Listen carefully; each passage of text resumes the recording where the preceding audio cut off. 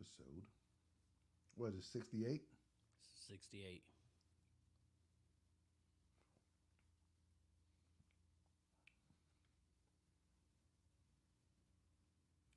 I am Doughboy TV.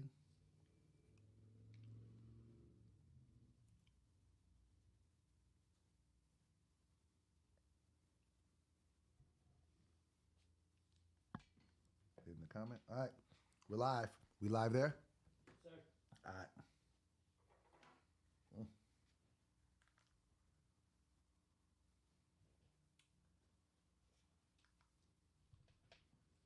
What up? What up? Everybody come up in here.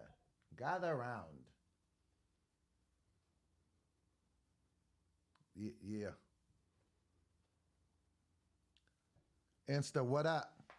It's the Morning Cup of Dough morning show. Why we start the morning show at noon? Because niggas get up late. It's episode 68. You understand that? All right. Cool. We got people coming in YouTube. All right. Yeah. What's goody? How's everybody feeling? Got some stuff to talk about today. We ain't got YD Bizzle in the house just yet, but he'll be on his way. Let me know if the lights are too extreme. Are the lights too extreme?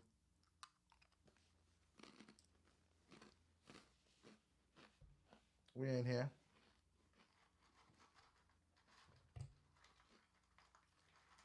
Charlie Funk, what up? Sorry, I'm in the chew in y'all ear. I just skipped breakfast accidentally. We're going to be talking about a lot of different stuff.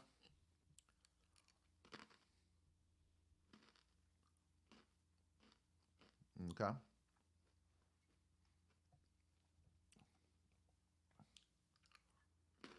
It is Friday.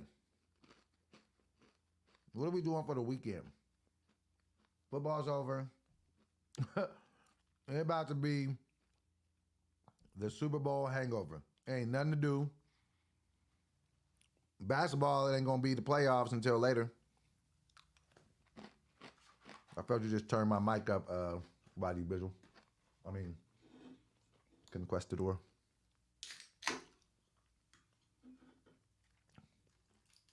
Mics pick up everything. You hear that? Conclusion? I'm kind of fired. All right. What do we have going on? I want to talk about this. Can you hear me, Conclusion? No, not at the moment. You can't hear me? No, I'm checking the YouTube feed. Okay. Well, you do that and then you let me know. They're going to talk about it.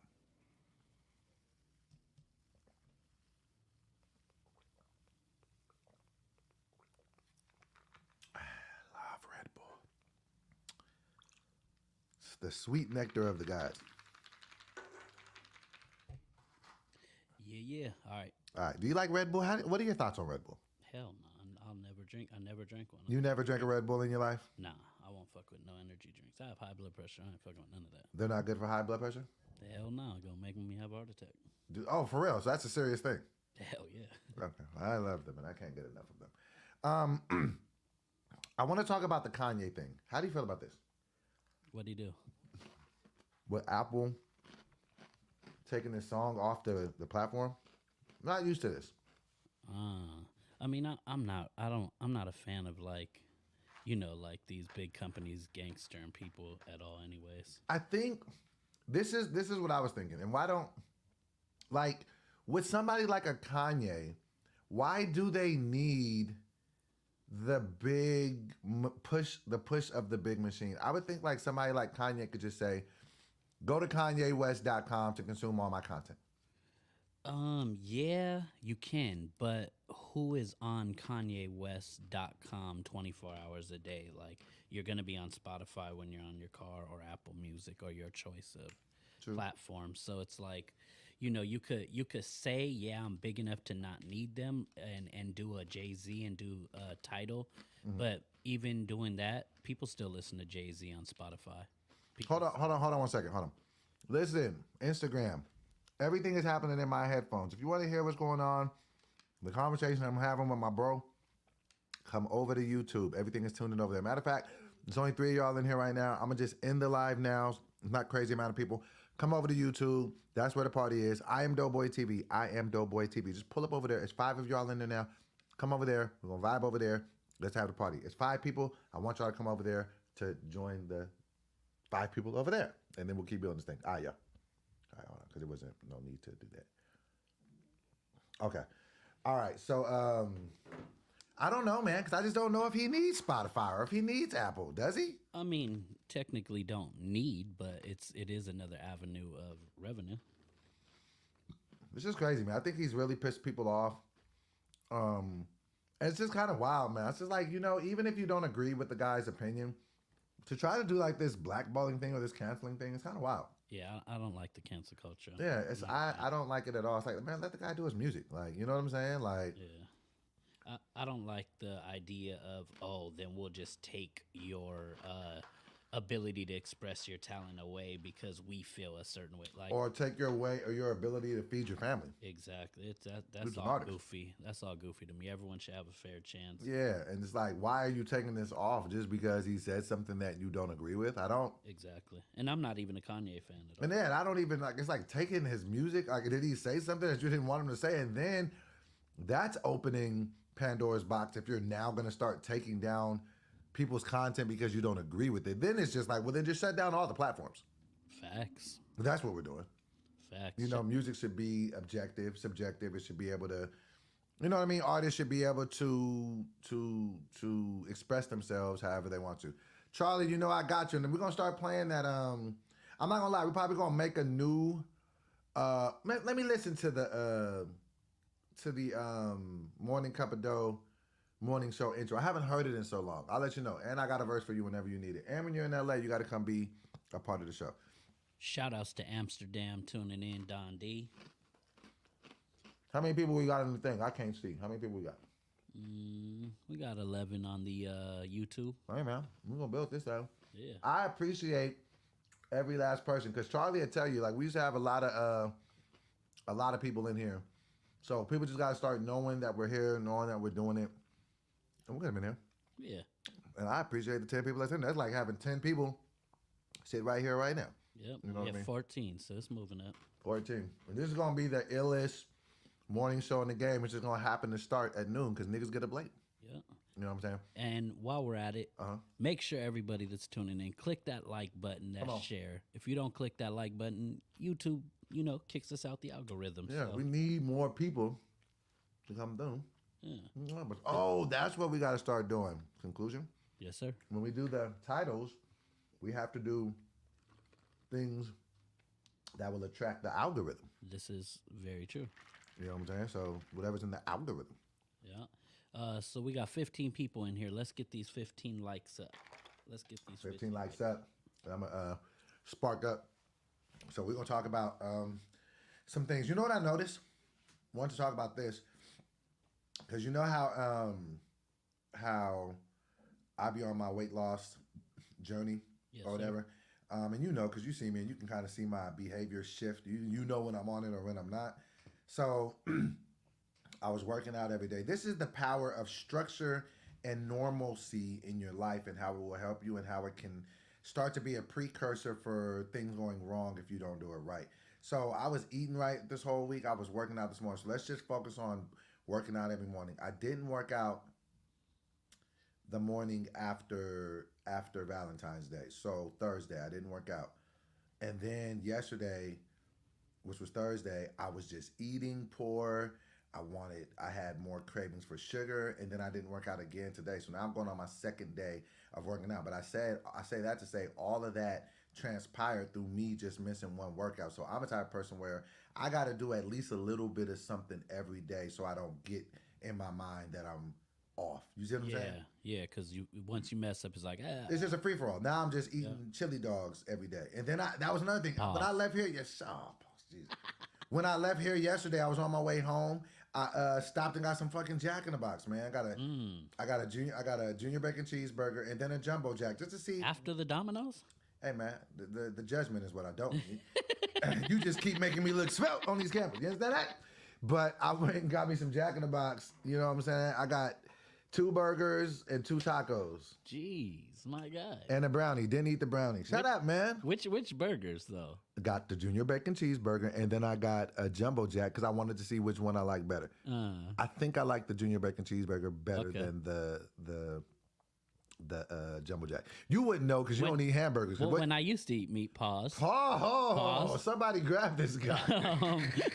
I used to fuck with the ultimate cheeseburger from Jack. That The was ultimate cheese? Yeah, I'll get the ultimate cheeseburger. And I'm gonna need you to not say from Jack like you personally know the nigga. Say from Jack in the Box, the franchise that has over 17,000 locations. You know This nigga said Jack. from Jack like you know the nigga Jack. You know Jack. Now, you know, when I used to fuck with Jack, you understand that? We got that kind of relationship. He's a friend of the pod. Friend of the body. So yeah, I used to get the ultimate cheeseburger, no mustard, no ketchup. Yo, and then that's so throw crazy. That's jalapenos in it. Jalapenos on your burger? Jalapeno poppers. Type of sociopath are you? Who Bro, puts jalapenos on a burger? Jalapeno poppers in the burger is You're a game changer. Wild guy. With But that's the wild ranch? that you say no ketchup, no mustard. All I get on my burgers is ketchup and mustard in lieu of their special sauce.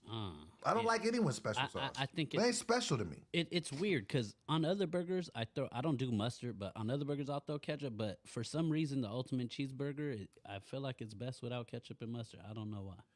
Any burger, you just put ketchup and mustard on that thing with some cheese and some bacon, you got me. Like, that's where I'm at. You know what I'm saying? I can't really do mayonnaise. I don't really like white spreads. I just be like, no. Like, you know what I'm saying? Is it creamy? I just be like, nah, though, fam. Like, I do like Miracle Whip. Don't get me wrong. I'm a Miracle Whip if I got to do it, but I just be like, fam. Miracle Whip's nasty. No, it's not. You don't put it in your tuna? No, I use Best Foods mayonnaise if I'm gonna use mayo at all. Okay. Now the mayonnaise conversation could be a little bit more dicey, but let me ask you this. What is your Mount, I don't even want to say Mount Rushmore. What's your favorite water?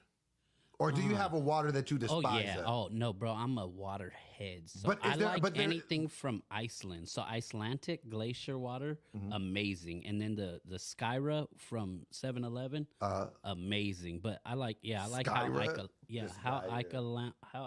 high alkaline. First of all, learn the word. Learn the word. Spring water. I'm and smoking then say weed and trying to do this. I got you. He's like,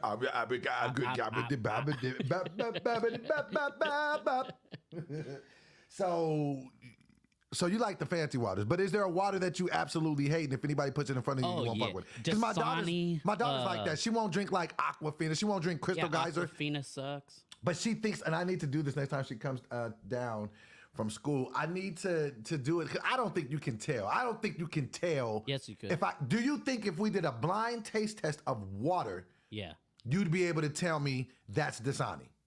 If you put it up there with Dasani and Skyra, yeah, for sure. Dasani is literally faucet water, so it doesn't. Monday morning when we come here, normally Conclusion plays the voice of God and what that means is, it's a funny thing, but in the show business is what you hear, but you don't see the person.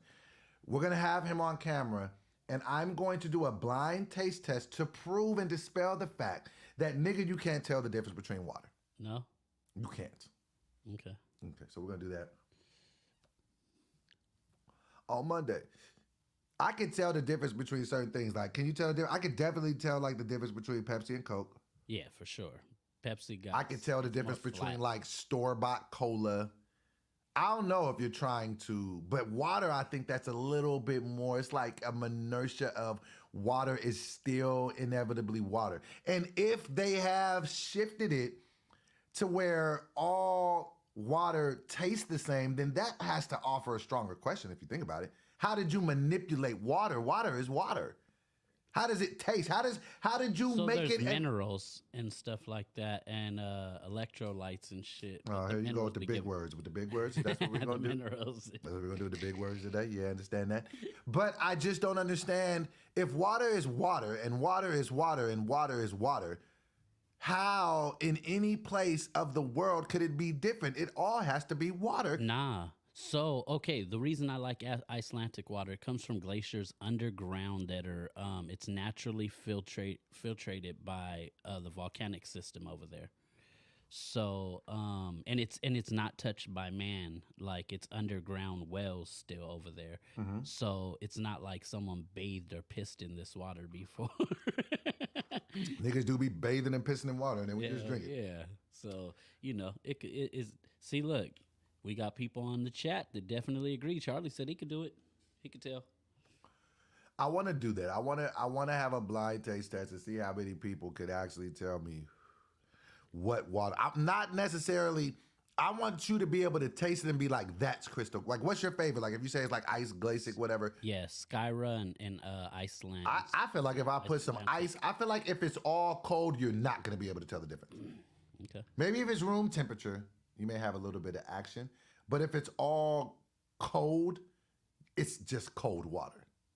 Hey, we got a whole water conversation going up in the chat. Shout outs to the chat. Oh, just You guys are water drinkers. You hydrate your body. Yeah, This what- is. Go ahead. I want to ask the chat a question. ahead. What's your guys' favorite What's your water? favorite water? What's your favorite water? Let's see what people go up on. I like the. It's the one I always bring in here. It's like that. It's like the thicker bottle. It's the black one. It's like I think it's called. I get it from 7-Eleven all the time. It's 2 for $4. It's not the 7-Eleven Do you brand. get the Smart Water one? It's Smart Water. It See, is Smart Water. So the Smart Water alkaline is cool, but Uh-huh. the regular Smart Water sucks. It's not alkaline at all. They did the test. Like you could go on YouTube and there's people that test the alkaline in it in all the waters, and you see which water's trash by way of default. And Do you think on a bigger scale? I'm not trying to have like a. I'm not trying to have like the the whole global warming conversation, but do you feel like water and the way that we've treated the planet has manipulated what's in the water just because of how we are as mankind in the world? Like, is that like, have we fucked up the water in a sense? If that makes sense? I'm sure we've definitely fucked up this planet in a sense. Like we're fucking destructive creatures. Right. Yeah. Because you know what I'm saying? It's just like so much stuff has been in the water. Then we put this water into our body. Okay, that's a whole deeper. Yeah, deep we dive. going. Yeah, We going deep. But what I will say about water as a whole is what I have been trying to do as of late is when I first wake up, first thing I do in the morning, before I brush my teeth, before I wash my face, before I do anything, I'm trying to just drink some water, like at least 16 ounces. I think that there is a secret. There's a secret to water into the sense of water is everything. I think our bodies are like 80% water on the inside, something like that, right? Yeah, but there's stuff with that too. There's stuff for what? Drinking water in the morning? Nah, just the amounts. The you know what I mean. How much? Okay, but it's a lot. I believe that water in your body is a good thing. Of course. It's like lubricates You the need inside of your body. It just has everything moving. I think like when you take vitamins and stuff, then it's like your body has like a transmitter inside, and water almost acts as like a traffic controller. Like, okay, send this here, send this there. And I'm a nigga that don't drink a lot of water. So you see what I'm saying? I'm starting to understand the value of drinking water. I had somebody tell me recently, drink 32 ounces of water before every meal, just to kind of give you that full feeling. So then even when you put food in your body, you're not putting as much in there, and then your body can kind of break it down because it has water. So water, shout out to water, friend of the podcast. We need a water sponsor. So if you have a great water and you think it's delicious and you would like to sponsor the Morning Cup of Dough morning show where you see us smoking a lot of pot all the time, well, hey, we need water too. Yeah. You understand that? Definitely. So let's hop into some hot topics that are going on. This is something that I don't know. Sometimes I think some of the vlogs and stuff just social media just has to search and reach maybe for things to talk about. But you know, the whole thing and the whole razzle dazzle over the weekend was, you know, the Super Bowl with Usher or whatever. And I guess he took that time to propose to his girlfriend or whatever. And so then people, didn't know this. Oh, maybe we do have something to talk about. Dun, dun, dun, dun. So they said, hey, you might want to pull this up. Can you pull this up and share your screen? Share the screen how? Okay, never mind. We'll talk about this later, and then we'll find ways to do this. Because you're on StreamYard, right? Oh yeah. Okay, there's a way to share the screen and then show what you're doing, but we'll talk about that later in production. Okay.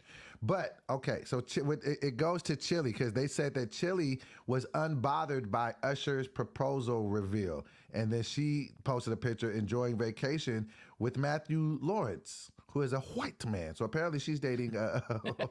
Didn't know that that was happening, but apparently people were like, "Would she be bothered?" Because of course they dated back in the day. Yeah, how do we feel about that? Like, I just feel like that's just people just looking for news. Like, you see what I'm saying? Like, you see Usher, you see that he's kind of winning in life. Like, apparently he's making a whole lot of money. They say his streams went up like 500% after the. Oh, I guarantee. You know, they say he made like 100 million. He's killing it in Vegas. You know what I'm saying? And it's your ex, like, you know what I'm saying? So like sometimes people always want to look at, relationships when they separated. Like, well, who's the more successful one, and do you regret losing that person? But I mean, how else was she supposed to react? Everybody like, oh, we see your ex, he winning in life. What are you doing?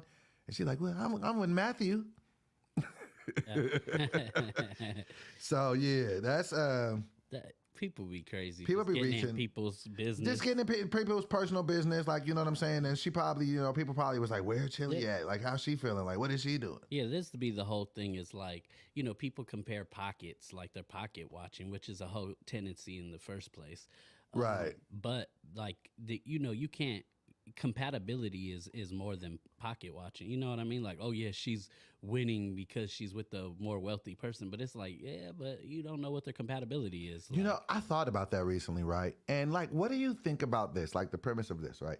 Like, let's just say, and I heard somebody else say this, so I don't want to say like it's an original thought. I just want to, and I can't, I don't remember who I heard saying this on the internet, but I can't cite the source because I don't remember where I heard it. But I want to hear what you guys say about this. Let's just say, and we could just open it up to be men or women, because it doesn't have to be just women, but for the sake of this conversation, let's just say women, right? Let's just say a woman dates a highly successful man, i.e. a rapper, athlete, or just a guy that's just making a ton of money. But let's, for the sake of this conversation, say a public figure, right? You know what I'm saying? Let's just keep it in the hip hop culture and sports, just for the sake of this. So let's just say you got a young lady and she's dating somebody, an athlete or a entertainer, right? And then she breaks up with said person. Do you think that she would even have it in the innate ability of what she's doing to date? And I don't want to say regular guy like as a diss to the standard working man, like, you know what I mean? Because that's disrespectful. So I don't want to say that. So I just want to say, how can she go back to dating a man that is not a rich entertainer or athlete? Like, how does that even go back? Because, they have access to a lifestyle that, you know what I'm saying, a person that's working a regular job doesn't have. So would that woman have to then decentralize her dating pool to only athletes and hip hop figures that could afford her the same lifestyle that she's used to? So, okay, so I think that's a good question too, and I think that goes to the woman. Like, Right. If her love language is gifts, Right. then you might not be able to top that because she's used to feeling loved by gifting. But if her love language is affection, then Right. that money might not have done anything for her anyway. She might have felt empty even with all that. Because there are women that were in those relationships and they were just like, I was not happy. Because I dated a woman like that and she was just like, when I'm dating a man, 'cause I think she was dating a guy that had a bunch of money too. She's like, I don't care about this nigga's money. Like, you know what I'm saying? Like, I want the things that I want. I just think that though, there would be some level of difficulty just to the culture shock of the lifestyle to go from being like flying possibly private jets or, you know what I mean, first class, or just, you know what I mean, just living a lifestyle, and then you now dealing with somebody that just for comparative reasons can't give you that same lifestyle. You see what I'm saying? Hold on, before we go, is there a hot wire? Do you hear like a little zzz? Or is that me? You hear that, or is that me? No, I'm definitely You were on top of it? Yeah, I'm So trying is to that figure me out over where here? that's from. I'm thinking, is it a wire? Hold on a second. Because I definitely hear it. Let me see if it's... Hold on, technical difficulties. Likely, but some women don't care about that. So yeah, they saying in the chat, if she was in it for the money to begin with, Hold on one second. she likely won't. Hold on. I think we found a problem. I think this is it.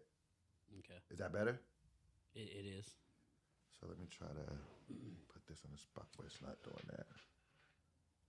Okay, so that his end is gone. Yeah. Audience is good. Yeah. Okay, so a lot of people say like they can. I don't know, man. I just think that would be difficult. Yeah, definitely. You know, just because especially if a guy just has millions of dollars and can spoil you to a certain way, like that could be. I'm just talking just about on a genuine human level. Yeah. And I know that the easier thing to say is no, I only care about feelings and how you treat me, and this, and the third. But I've had like what I'm saying. I've been around rich situations, you know what I'm saying? Because I know people that got some money, like, you know what I'm saying? So, And of course. and I've just been around like just as their friend, like, and I just have been able to experience some lavish shit, like, you know what I'm saying? So I can only imagine if, you know what I'm saying, if you're dating somebody and their sole purpose is to just spoil you with all of the access and resources that they have in life, and then to just go back to just that not being there. Yeah. I mean, well, so like that's like how women also cap themselves out by being very successful. If you're a female who makes 150,000, you're in the top 15 percentile. So it's like you can only women date up. You know, they say men a date down and women only date up. Right. For the most part. Mm-hmm. So it's like, they could cap themselves out if they could go be with a rich dude, but that don't mean, okay, just because you're with him, does that mean you could keep him? And then not only that, you get used to this lifestyle, but you, like we know, rich dudes, number one, most likely are probably cheating. Right. Most likely got some. Because they side have pieces. access, because that's the double-edged sword, because the same access and resources that they have to spoil a woman to get her, they have that same to get any other woman, and then they're probably being flooded and approached by a bunch of women that are attracted to that. Exactly. So it's is she To willing whereas, to absorb that? and not to cut you, but to whereas a different man that doesn't have same said resources and things might not be getting flooded like that with women. You know what I'm saying? Like, it's just life is crazy like that in that paradox. It's balanced. It's like, Is it okay, balanced? Yeah, because it's like, okay, so you could be with a really rich, successful man. How does said man become very rich and successful? That means time.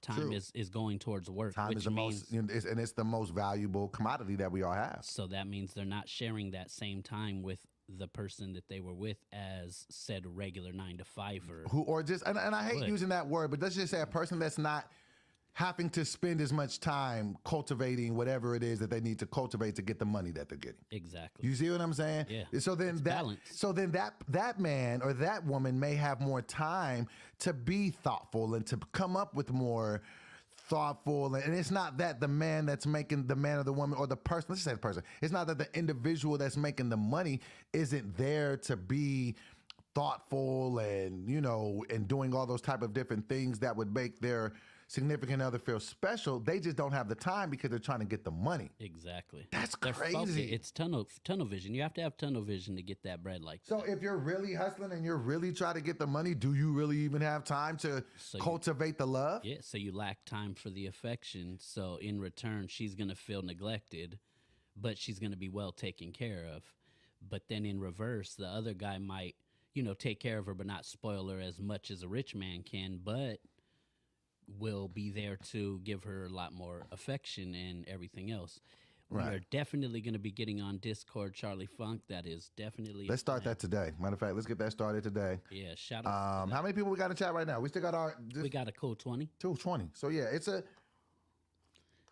I think it's a fascinating discussion in the space of how do you even know what it is that you're dealing with. You see what I'm saying? Because like when you have a person and you have an individual that is, willing and able and ready to put in the long hour days and nights to build whatever vision that it is they're building in whatever area of life. It's just going to take some time.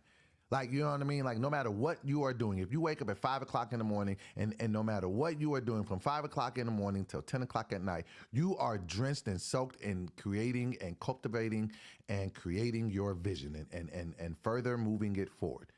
And where do you have the time to sit down and think, oh, my baby needs this, my baby wants that. I want to make them feel like this way. If you're in search of the other thing. That's why like it's always so sad to me when you see like these Hollywood couples and things like that, or that started off together, you know what I mean? And then they grow and then they get to all this money and then they just get divorced, and then you'd be like, damn, man, like, you know that the goal was to make it together and to be able to share in all the success and the different things. But sometimes the pursuit of whatever that is gets in the way of the other shit. If that makes sense. Not facts. You know what I mean? So I don't know. I just think that that's interesting. And especially even in the dating world, it's just like, well, what are you getting? Well, that's why I think right now dating isn't really working, because there's How can it? yeah, because there's social media, so everyone's looking at the highlights of everybody else's life. Say that one more time. Again, you know, they're No, say looking at- what you just said yeah, one more time. They're on social media looking at highlights. So you don't even get to see the real representation of what life is anymore. Because when you used to go and see somebody in real life before social media, if a nigga had a ripped shirt, a nigga just had a ripped shirt. That's a fact. And that's what you just saw, and that's what it is. If you see a nigga get hoed out in the lunchroom, you just seen him get hoed out at the lunchroom, and that's what happened. And that's what he became. You see what I'm saying? Like, that's what it was. You see what I'm saying? That's what life was. You see what I'm saying? And it's like, yeah, you knew women in Florida existed, but you didn't see pictures of them every day, or like on a phone that you could just sit down and that you could contact like that. The world is just, we live in a different world. Fact. And it's very difficult to be able to tell people how to navigate through it when we're all learning how to do it in real time. We never had this. Yeah. We don't have a marker or a cursor to say, this is the history and the data that we have to say, this is what you should do. Because none of us have ever done it. Yeah. We in a test stage right now, basically. We are in an incubator right now. We don't know how to do it. You can't advise me how to do it because you don't know how this is going to go. I didn't mean to get all passionate, but when you think about it, especially with something like social media and how permanent it is. You see what I'm saying? Yeah. Permanent. Everything. Anything you upload. Everything that you upload is forever. It does not matter what you say. You could put it up for 2 minutes. Somebody just screenshotted it. It's there forever. These are facts. And like you said, I just think that was, you hit a nerve when you said that, when you said the whole, we see the highlights of everybody's life. You see the best part. You see the part they want you to see. You get the part that, you know what I mean? Like, I come from an era where when it was pictures that needed to be taken, you needed to take the picture. You needed to take it with a camera. After you took it with a camera, you took the film out. You took the film to the people at the store, the Rite Aid or the Thrifties or the whatever, and you gave them, you know what I'm saying, the pictures. And a lot of times, like, I come from an era where it would take a couple of days to get it. Bruh, And then you didn't know what you was going to get till you opened the package and looked at it. Then you seen somebody wasn't looking. Then you seen somebody's thumb was over the lens when they took the picture. Facts. And we thought the world changed when they came out with the 1 hour photo and you can get the pictures within an hour. But still, when you got them in an hour, the pictures were what they were. We didn't live in a world where you could take a picture of somebody right there and then look at it and then change it and then make yourself look better. Put a filter on. A filter. Man, the filters, bro. This is a different world. Filters. And it's great. All right. Since you brought that up, have you ever met a girl in person that you've seen online for a while and she had filter face? Filter face. That is, please explain to me what is filter face. Yes, that has happened. Never heard that term. Because I just created it That's right now. funny. Filter Yeah, face funny. is when a female never has a picture of herself for reals online, I've and had you've that only happen. seen filter face. I've had that happen. Yeah, and it's not the same. and I've had, when you see a woman and you see the body don't look like what you thought it would have looked like, just because the positioning Angles. of pictures. And don't get me wrong, because I'm not here talking shit. Like, when we shoot, I'll be like, give me Seville angles, put that camera higher. I don't care if you got to shoot from on the roof, make me look slim. So I do it too. Seville. But that is what it is. We're not even in the same world that we used to be. Like, we're not even like these kids growing up. Like, I have a strong concern for how they grow up in 20 years because they don't have any real social skills, any social cues, because these kids all have computers. How would you know how to talk to a woman if you're living in a world where you can just slide in her DMs and say something to her, say whatever to her, like good or bad? Yeah. Like, I come from an era where if you wanted to talk to a woman, you had to walk up to her and talk to her and have a conversation, have some semblance of who you were to keep her interested in your conversation and who you were and how you looked and how you presented yourself and how you smelled and how your breath was hitting that day. And did you have some game to yourself, or did you have a way to speak to even get it there, to even say, hey, can I get your phone number? I come from that. And it was different. Yeah. And it made you have to be more of a genuine person. Now you can create, this is like we're living in a simulation. You can create a player in this game, and people think that version of who you're putting into the social media blender is who you really are, but that's not even real. Yeah.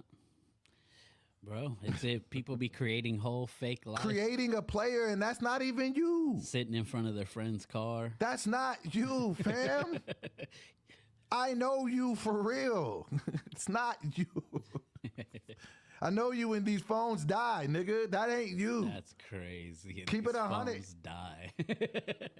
You got to be you at some point, and that's what I feel like. I feel like social media takes a part of the living experience away from us. Like, you know what I'm saying? Like, you had to have some type of charming or endearing facts. I mean, you know, qualities about you when I was coming up. Now it's just like, if you could just make it seem like you got some money or you doing something or whatever, then people would think differently of you. But it's like, nah, man, we got to get back to the. It's you know not what I mean? even make it seem like money. It's make it seem that it's clout now. Clout. Clout is money. Clout is money. Everybody want to be the man just because. Girls are dated due by how much numbers they have. How many on followers? Instagram. It's crazy. Like, that is now a determining factor on how people date. Niggas don't want to date nobody that got too many followers. They're like, nah, man, too many people know about her, man. I can't even do it. What? You do know Instagram didn't exist 10 years ago. You do know that, right? You do know that.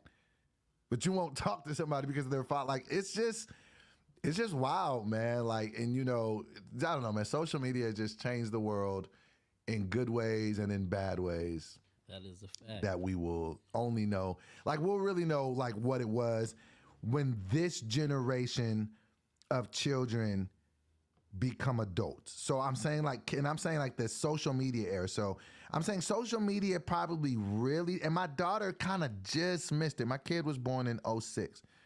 That was still, MySpace still existed when my daughter was born. You see what I'm saying? Like, yeah. So these are, my social media wasn't the well-oiled machine that it is now. So I'll say, let's just take it to where like when Instagram started really, let's just take it to like 2013. So like, I think we'll really know people born from 2013 and beyond. And I feel like if we'll know like 30 years from now, like how society as a whole is different based on the behaviors of the children from that time period. Because like now they be having kids. Kids be like 2 years old with a tablet. That's wild to me. Crazy. And they know what they're doing, bro. On tablets. That's crazy. They'll look up YouTube and go to their own favorite cartoon. Like, I come there to where no cell phones, to where can I see the phone, to the games, to now it's kids just have tablets. And yeah, so man, it's a different world. But yeah, I don't know how we got all the way there talking about Philly being with old boy being ushers. See, there's a lot of usher on the show. Yeah, real quick, say happy birthday to the OG Ice-T. You know what I'm saying? My big Ice-T, colors. I'm a nightmare stalking, psychopath walking. Shout out to Ice-T, definite friend of the pod. And I'm gonna put this into the universe before the year is over. Hopefully we can get Brother T to bless the potty. Hold on. It says unable to connect to the chat. Please try again later. And I'm gotta get together before we let me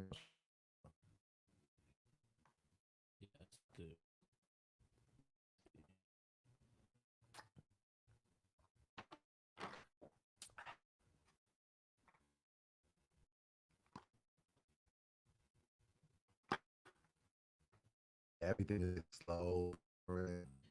I don't know. Mm, Tap it. Connection is unstable. okay, if they still here, we losing our people. No, no.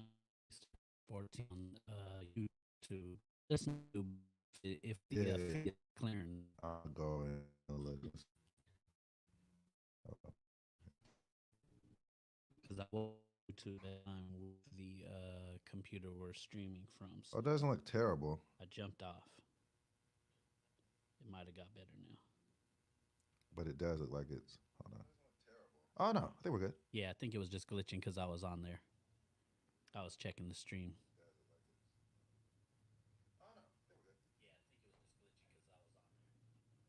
Okay. But yeah, definitely shout outs to Ice T, the OG. Shout out to Ice T. Happy birthday, my guy. I wonder what came first, the tea or the cube? Who had the ice first? I believe Ice T. Ice T. Ice T came out first as far as music goes. And where did the name come from? Is his name start with a T? Like is his name like Terrence? You know what? I don't. Or was it like iced tea, like the beverage? I just always wanted to know. I don't know, and it's sad to say because I've been working with Ice. Yeah, for now I'm over pulling your 10 card. You years. talk about how good of friends you are with the guy. You don't even know about his moniker. Hey, so what? We still got a whole bunch of music videos and stuff done. You do. It was great. We did for good you. work. Good for you. Nah, but what were we just talking about? So in later down the road in life, we will see how different the Children, children are. society will actually be. Hold on one second. Yeah, I definitely believe it'll be affected. Okay, hold on one second. All right. All right. Sorry about that. So yeah, sorry about that. I was just checking my phone. Other things are going on, but yeah, we'll see what happens down the road with the world. Let's see what else is going on. Usher clarifies relationship with Chris Brown after addressing rumors of a Super Bowl invite. Let's hear what he has to say. Shout outs to Usher for doing a great job. Shout out to Usher, friend of the potty. I need to put my glasses on because I can't see, man. You and the potty. Vision. Okay. It's been nearly a week since Usher's Super Bowl show, but the singer is still answering questions about the iconic performance. Some of those questions include confirming and denying which artist got an invite to join him on stage. Most recently, Usher told The Breakfast Club that Chris Brown was not on his list. No, I did not reach out to Chris Brown, Usher Raymond said. However, the singer did say that he reached out to a few heavy hitters, though he declined to share his exclusive list. He agreed to confirm any names that were correct if Charlemagne learned who they were on his own. I'm not going to tell you everyone I reached out to. I reached out to some hitters. I was curating what would be one of the greatest Super Bowls of all time, and it actually turned into that because of who I reached out to. Do you hear that? Yeah, what was that? Your stomach? My stomach, apparently. Man, your stomach sounds like a cat. We have a third member of the potty. Sorry about that. The first time it happened, I just ignored it like no one noticed it. And then I heard it like, hey, that's happening. That was on the mic. It was on the mic. Shut up, stomach. Okay, cool. your stomach meowed. Okay, it did. Okay, it did. Okay, so hold on. So he's not lying. His Super Bowl performance is now the most watched halftime show ever with an average of 129.3 million views per front office sports. So he beat Michael Jackson. Yeah. And Usher brought out, okay. I want to hear this. I want to hear how he said this. Hold on. Let me hear this, see if you guys can hear him. Why didn't things work out You hear that? with Justin Bieber? We got the sound traveling through. You know what? They did work out with Justin. I honored and recognized that my brother, I think that it might have been the fact that he was just, wanting to tell a different story right now. And I understand that. But we did have a brief conversation and, we're going to do something else in the future. But there's no love lost or anything like that. I think that it's a lot of pressure for the Super Bowl, obviously, for me to put together a show. So I reached out to everybody. Pause Justin wasn't the only person that. Okay. Just so that we don't get copyright infringement. Okay. Go ahead and start running it. That I actually spoke to about doing the Super Bowl. but the moment was maybe for later. He's going to play the Super Bowl. I'll go ahead and give you that in the future. I profess that over his life and over his time because he has a career that deserves it. But it just didn't happen. But that doesn't mean it's not going to. Was Chris Brown ever up for consideration? That was another rumor out there. No, I didn't. I did not reach out to Chris Brown. Okay. Is there anybody else? Is there anybody else?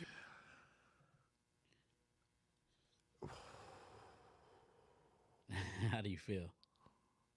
There's something there to both of those. You think there's shade? I don't want to say shade, but there's something there because I can see if you can't see his face, obviously you can't see his face. We didn't play the video. Go and see his face when he said the Chris Brown thing, because you know that there was an alleged rumor that him and Chris Brown had gotten into a fight. Oh, I didn't know this. Yeah, maybe look that up if you can. Maybe fact check that for me over there. There's something there because there's something there with Justin Bieber. I wouldn't be shocked if it is revealed later that there is something huge between him and Usher. Chris Brown, Usher fight at a B-Day party over Tiana Taylor. Yeah, over some stuff that I think Chris Brown had said or something. It was at Usher's party for his birthday. Yeah, Chris Brown seen arguing with Usher. So now I think that definitely confirms that there was something that happened with that as far as that. And I think that it will be revealed later that there's something between him and Justin Bieber. Why wouldn't Justin Bieber come out on the Super Bowl? This is very true. I definitely There's no reason. Justin Bieber is one of the there is no reason, and they had a great. Didn't he put him on? That's what I'm saying. Didn't Usher discover him? Yeah, what do you mean? He has a different story to tell. This is the Super Bowl. Yeah, that's wild. But maybe No, something is awry. Maybe I've learned this because But peep this. So Usher put Justin Bieber on, right? He did. So, why when Usher gets his spotlight, should he share it with the person that he already gave a spotlight to? It's his time right now. I mean, it would be his decision, but the fact that he's saying that he reached out to him and he said basically he didn't do it, like what? That's insane to me. So this is what I will say. I learned a couple years ago, because I've been podcasting for a couple of years. Like I was doing a podcast a couple of years ago, and I would always try to, because I always felt like when I would just be honest, or just, that's all I ever really try to be. I don't ever try to say things for shock value per se, but sometimes I felt myself scaling it back because I didn't want to be canceled. I didn't want people to think that I was coming for them. You know what I mean? Someone. Yeah, but I remember when the Jussie Smollett thing first happened. I remember when the story first dropped, before anybody said anything, and when I just heard the facts of what he was saying happen, I was like, this nigga is full of shit. But I was scared to say that. But I did say it in some a veined way. But then it ended up coming out that, the nigga was full of shit, woody woo woo woo. So what that taught me was, man, though, you don't have a negative spirit in your body at all. So just when you feel things, just speak. That's okay. You can just say how you feel. So with this, I can definitely say something is absolutely awry with Justin. Rough Dog is saying that Justin Bieber is going through a depression. So maybe he knows something. Oh, okay. Well, if that's the case. Yeah. If he's going through depression in real life things, then yeah, that could absolutely be. Definitely. And he's not performing. So that makes a ton more sense than just he's not doing it. And actually that makes sense too if Usher says it's not, he's telling his story in a different way. Okay, if it's something to that effect and it's personal like that, I could get that. But in the other way around, if Justin Bieber was to come out, I would really expect him to bring out Usher.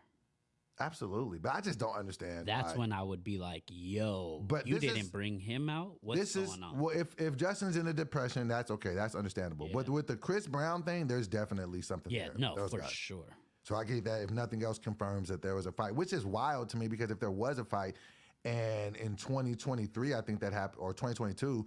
How is there no footage of this? Like, I seen I didn't look at the footage, but there was some clips right there. right, you got to get some. Yeah, it has to be some level Yeah, of footage. You know what I'm there saying? was definitely one of them in each other's face, like arguing, and then the one that said fight, it looked like it might be clickbait, but there was something. Yeah, I don't think in the that. picture. Yeah, I don't think because I think that it would have went super Viral. Yeah. viral. You know what I'm saying? Who do you think would win in a fight? With Chris Brown and Usher, Yeah, Chris Brown. Yeah. But Chris Brown boxes. yeah. You know what I'm saying? And I think like he's got some size on Usher. I don't think Usher's a small guy, but no, I would take Chris Brown. Who do you think? Crazy. Who do you think would win in a versus though? Ooh, I think Chris Brown to beat him. And I'm a bigger fan of Usher. I don't listen to Chris Brown, but I don't because know. so many new After- people, it would matter what the audience was. If there was an older audience that would come tune in and hit him, like, then Usher could definitely. Usher has spread through more Usher- generations and people and audience as far as age range. Usher just let us know though that he has a lot of hits. Like just A lot. on this, I was just like, whoa. Chris Brown got a lot of hits too. Everybody put Chris Brown on a hook. Right. But I don't know though. Usher, That's big. I think in a versus, and this might be recency bias, I think that Usher has it. Because and I'm just taking this just off of, just song performance, like just catalog performance. Could you see Chris Brown headlining the Super Bowl? I think he could. Hell yeah. I think he could. I think he has Hell enough yeah. really, really big songs.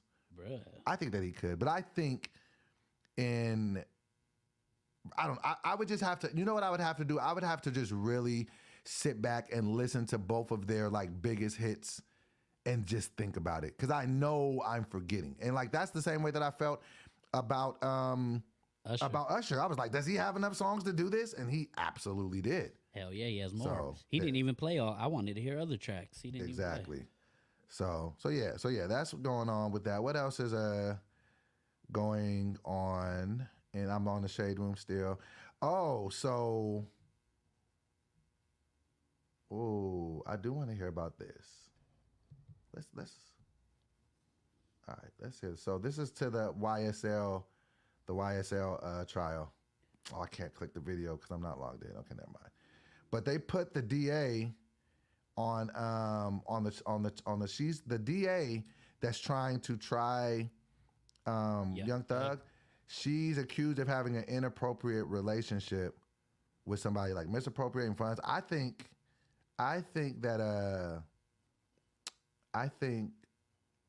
Young Thug is going to come home. Hopefully. I think that he will, especially with YFN Lucci getting out. I think that the DA out there was maybe a little overzealous in how she played this, because she just tried to kind of just go after everybody. Like, she was going after Trump. She was going after YFN Lucci. She was trying to put Ricos on everybody.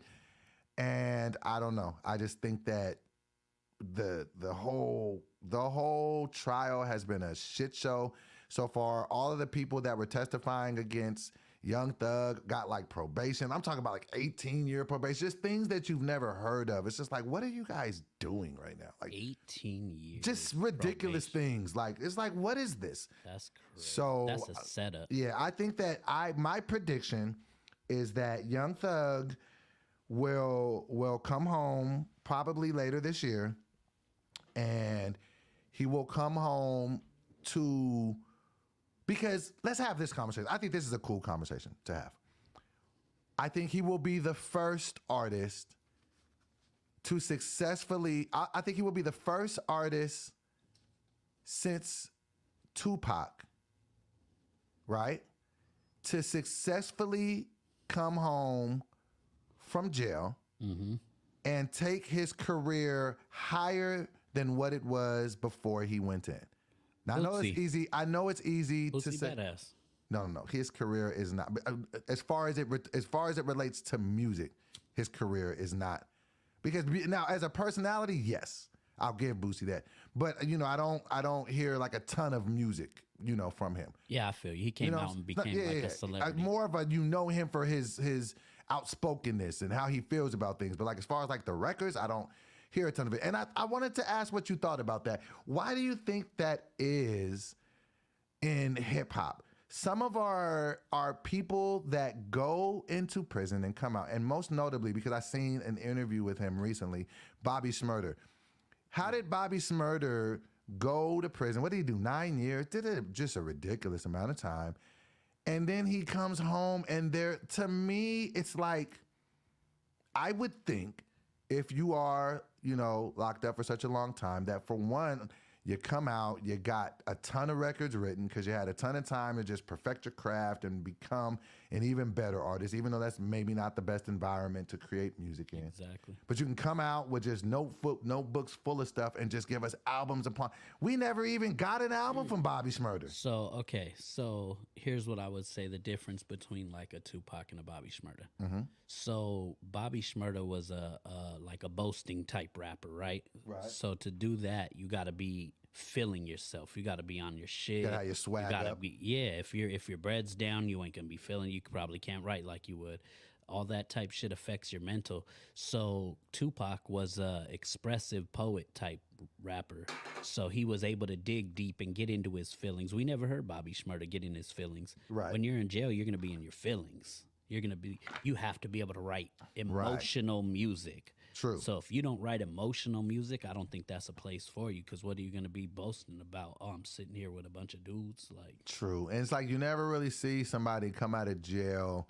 You know what I mean? But I think with Young Thug, because he's...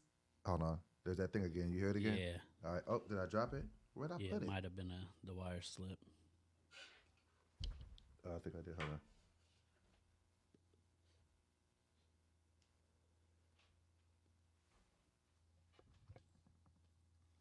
Is that okay? Is that better? Yeah, it's a little better.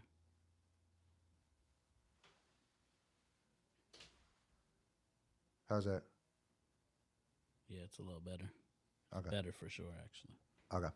So I think Young Thug, just because of where he's at artist-wise, like I didn't get Young Thug when Young Thug first came out. Like I loved his music. You know what I'm saying? Some of his records are like some of my favorite records, like Check and With That, and you know what I'm saying, the joint he had with All About the If It Ain't About the Money with T.I., like some of his joints like really knocked to me. And then he just, you know what I mean? But then he like, he was like with the dresses and the stuff. I didn't know how to like really, I didn't know. I was just like, like I didn't know, like, you know what I'm saying? But like, the more he's like started dropping music and kind of going on these incredible runs, it's like, oh man, this dude's definitely a great musician. Like, you know what I'm saying? Like I can't just call him a rapper. He's a great musician. Some of the things he does with his voices and, you know what I'm saying, with his voice and his lyrics, like, and different things, it's like, this dude's incredible. And then to kind of go through what he is going through, stand 10 toes down, 100, like you haven't heard of any cooperation with him. If nothing else, you just got to respect him. Everybody went in there and just told on him. It's like nobody stood with him. And it was very telling. Like if you watch that $1 Million Worth of Game podcast where he had all of his friends in there, and it was just so sad because you could see all these people and these hangers-on that were with him for the ride when everything is going good and everything is all right. You know what I mean? And even in the said interview, he was like, yo, if I get in trouble, I can't tell on you. Like he's literally living out what he said would happen in those situations. But then to know like those same people that were there in the room with it were some of the people that told on him. This would be crazy, bro. You see what I'm saying? Like nobody got in the trenches like, you know what, man? Like I don't know. I mean, these are some pretty heavy charges that might get your life. So I don't know if anybody could take those charges. But just to know that he's in there alone for the hard part, but everybody was there for the good part. Yeah. That's gotta suck. You see what I'm saying? Some people's loyalty's conditional. That's what be crazy. Absolutely. Absolutely. So that's definitely so. But shout out to Young Thug. Definitely praying that, everything, goes good with him. Hopefully, you know what I'm saying, justice is served. He gets out, gets some probation. Because he's at this point, like you can't just have people just locked up for years, just like you can get out when we ready to do. Like I think it's going on 3 years. I think he at the very minimum deserves bail. Like, you know what I'm saying? Yeah. So what do you feel about this? So apparently Larsa Pippen and Michael Jordan had broken up, but now they're back together. Michael Jordan Jr. Michael Jordan Jr. Yeah. That to me, it just screams yucky Yeah. on both parties. It's like, Auntie. yeah, it's just weird. It's just like and from both optics, right? So you got Marcus Jordan, son of arguably the greatest basketball player, maybe even the best athlete of all time, like synonymous, one of the richest, like, you know what I mean? And you know your pop don't rock with an individual. You know what I'm saying? So you would just think that out of all the millions of women in the world that you have access to, like we were just talking about, man, you got money, like you got, like, you know what I mean? Like you know what I'm saying, got access to any woman that you want, but you choose to go and pursue the ex-wife of the arch nemesis of your father. Like it's just so disrespectful. Like if my son did that, I'd just be like, son, what did I do to you to make you want to do this? Like, you know, I don't rock with this nigga. Why are you taking down his ex-wife? That's just strange and bizarre to me from his perspective. So, Pete, what do you think about from her perspective? That's even weirder from her perspective. And I don't understand why we don't. That's the Jada thing. Yeah, I don't understand why we don't hold women. Like, we always talk this equality shit. Like, I don't understand why we don't hold women to the same standard that we hold men to. If this was a woman who was dating if this was a man that was dating the daughter of a dude that he didn't get along with, who was 30 years his junior, they'd be like, yo, this guy's a weirdo, cancel him, get him out of here. Yeah, but it's a woman, it's like we laugh at it and think that shit is cool. The thing is Jordan had to be around Pippen when they were cool and when they were teammates, which means his wife was obviously she had to be around Marcus when he was a child. That's weird. And now you're in a relationship, an intimate relationship with a child that you watched grow up. That's just weird. More weird on her part. Like, super. I don't know. Like, you know, even when you think about it, like how close of friends were Michael and Scotty, like they probably had to where they had sleepovers and he slept over their house. You know what I mean? Like, that's just weird to me. Like, and now this is, you know, but at the same time, I mean, I'm pretty sure Scotty and Michael wasn't the best of friends. So Rough Dog says Mace and Cam said that Larsa Pippen is a predator, and I completely agree. It's predatory behavior, and I don't understand why. You know, even like with the Jada shit, that shit is predatory. Like how do you have your child's friend who's going through some things in life stay at your home and then you end up in an intimate relationship with that person? That's weird to me. Like, you know what I'm saying? But don't nobody say that. Over. Yeah, it's like your child. That's weird. But don't nobody say that. No, right? Why? Like how that was a guy that did that. You get that guy out of here. So I think predatory behavior is predatory behavior regardless of the gender. So facts. You know. So yeah. All right. So what else is going on? Alicia Keys and Swizz Beatz. I don't care that much. Kanye West album resurfaces on Apple Music after being removed. I do want to talk about this because I want to hear more factual about what was going on. All right. So basically, here's why Apple Music removed Kanye West's new album. The move understandably perplexed fans. The move understandably perplexed fans, especially as West is currently on track to debut at #1 on the Hot 100 with his new song Carnival. The removal of Vultures 1 from Apple Music meant that people could no longer listen to the record, subsequently affecting his streams. Rolling Stone reports that Fuga, the distribution company supporting the album, claimed that West first approached them to release Vultures 1 last year. Okay. Hold on one second. Last year, Fuga was presented with the opportunity to release Vultures 1. Exercising our judgment in the ordinary course of business, we declined to do so. Fuga shared in a statement to Variety. On Friday, February 9th, 2024, a long-standing Fuga client delivered the album Vultures 1 through the platform automated process, violating our service agreement. Therefore, Fuga is actively working with its DSP partners and the client to remove Vultures 1 from our systems. This is interesting. So this was a group album with Kanye and Ty Dolla $ign. Shout outs to Ty Dolla $ign. Yeah, for real, he's with it. All right. So, however, the company claims they rejected the offer presumably made by West and his teams. But Ye being Ye, he allegedly went on to drop the album through their automated process without their consent. Okay, so I got that. They confirmed their ongoing plans to remove the album from its servers, consequently preventing Vultures One from being streamed anywhere, unless Ye could rectify the issue. On Friday, February 9th, 2024, a long-standing Fuga client delivered the album's Vulture One through the platform's automated processes, violating our agreement. Therefore, blah, blah, blah. Okay, I get that. I just read that. Seems like Vultures One has surprisingly returned to Apple Music a few hours after Fuga released a statement announcing plans to strip the record from its servers. Vultures One reappeared on Apple Music. West has yet to address the situation. So it was just on Wednesday, February 14th, when the dad of four reflected on how hard the year, his anti-Semitic remarks in late 22 had apparent consequences. Companies kicked him out, and certain hotels and restaurants banned him, seemingly taking a toll on him. But in his Instagram post, Ye expressed joy for overcoming those hurdles and adding that the people have spoken and that the media won't get to control his narrative. Okay. Yeah, man, you gotta watch your words, player. Watch your word. I get it's. Oh, and if you get a second, brother, can you roll your brother another one if you get a chance, please, sir? Yes, sir. Thank you, sir.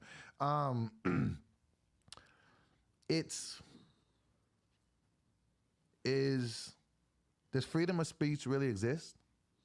No, not no more. I mean, you can say what you want to say. But there's consequences. There's absolutely consequences. It's not free. It's not free. Nope. It costs. Yep. I'm not saying I agree with anything he said. You know what I'm saying? Like, I think Kanye is, I think that, Kanye, okay. I think if we are to be fair, let's have you want to have the Kanye conversation? Yeah, because even Kat had kind of went over that, and I liked what he said. Let's have the Kanye conversation. Kanye, we know him now, at least for the last 10 years that it's been public, that he has opened up that he's bipolar. Exactly. Right? Mm-hmm. Okay. So he's bipolar. He learned this later in his life. After, rest in peace, his mother passed away. Now, I don't know what people think bipolar is. Exactly. I don't know if they know what bipolar is.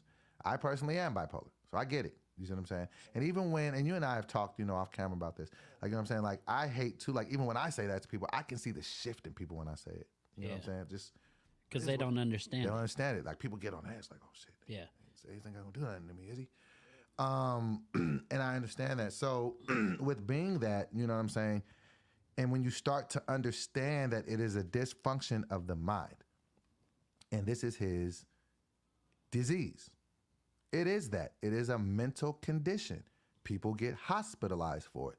People have to take medicine for it. And some of the symptoms of his condition is that he will say and do things that are really out of character from time to time if he is not well mentally. So you said once again, say what you said. It's a what with the mind? It's a condition. It's a condition. So in this, what I believe, or what my knowledge is capable of leading me to believe. Yeah. It's a chemical imbalance. Chemical imbalance, correct? Yes, it's a chemical imbalance. Exactly. So, being that if the chemical at that time aren't balanced, he could just be off the wire. You can say and do a bunch of wild shit. You could physically harm yourself or other people. You can have to be hospitalized for weeks on end, and they won't let you out until you come out of this manic episode. And that's depending upon there's levels to this, correct? Absolutely levels, and you can get hospitalized for this. Yes. To where they can tell you can't go home. You understand? So I'm like, if we know this about the person, and I'm not saying that it gives them a license. I'm not saying anyone has a license to do anything that they shouldn't do, or to say anything that they shouldn't say, or that there shouldn't be consequences for the things that they say and do, regardless. Just like if you say or do something stupid while you drunk, yeah, there's going to be real consequences for that. You might have not meant to do or say any of those things when you were drunk, but the fact is you still got to live with those cold, hard consequences that come from it when you were drunk. But at least we can understand and have a little bit of maybe empathy and say, okay, well, you were drinking and that's why you were doing that. I don't think that we give that same pass to Kanye when he says some of the wild shit that he says. So you agree with Kat when he said he should be judged or graded on a curve? Yeah, I mean, I don't know the whole context of that when Kat spoke on it, so I can't speak to the whole He thing said of that. But if you're saying that grade him on the curve, then yeah. he basically said society has deemed him and knows that he's not well in the head, Right. and then they grade him as in like with a harsh reality. It like is, and as someone with a- it's unfair. It's like you, and the conversation and the narrative, and the dialogue has even started to be pushed out later, in society that we accept mental illness and we want people to, change and be able to grow and want it to be more accepted. But then when we see somebody, demonstrate behavior from a mental illness space, you just you I don't want to say blackball them, but you just almost villainize them like they're the most worst person in the world. yeah, turn their back on him. Turn your back on them. We don't care about this person. Discard them. And it's like I don't feel like that's fair. Yeah. I feel like Kanye's one of the greatest minds creatively that we've ever seen. Period. And you can't just lock it to music. And let's say when he's having these episodes, would you say this would be knowing about this condition? Would you say this would be a time of need when he would actually need help, Yes. not ridicule? criticisms, not more people trying to take money out of his pocket. He would need to be helped. He would need to be, sometimes you need to be medicated. Sometimes you have to be hospitalized. It's really serious. And that could further push him into that position. Exactly. And, with that. And in Mania, like I couldn't imagine what he deals with on a day-to-day basis, being, such a highly visible public figure with as much money and access to the world that he has, and not being able to have one person in his life that could really check him for real. When you get money, you get a bunch of yes people, and they're trying to, protect and make sure their bread is buttered so they don't, you know what I mean? So I just feel like, I don't want to say any of these things that I'm saying that it makes it sound like I'm in defense of any of his statements. No, he said a lot of hurtful things to people, and that's wrong. Yeah. And and you can't put toothpaste back in the tube, unfortunately. I understand that. Sometimes I also don't think that the punishment fits the crime. Yeah. To say that the man can't make music because you don't like his view on certain things that he said, that's crazy to me. That's where freedom ain't free. That's where freedom ain't free. Like, you know what I mean? Like, okay, you can hate him all you want. That means that he can't sell shoes anymore. Like, you don't like what he said. Like, well, because you're going to understand that it may not be as extreme as what he's doing, but you might want to say something in this world, and you don't want people telling you can't say that shit.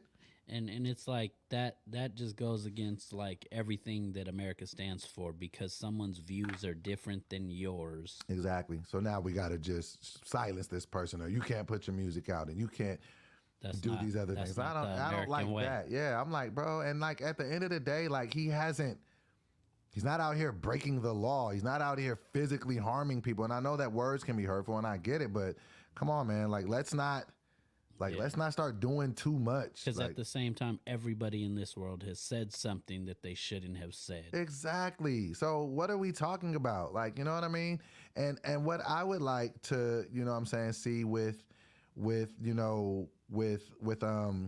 somebody like Kanye, I just wish that he had somebody. Hold on one second. Do you think people lack empathy? Wait. Do you think people lack empathy for celebrities? Oh, we got to talk about this in a second. Ooh, I just got a bombshell. Okay.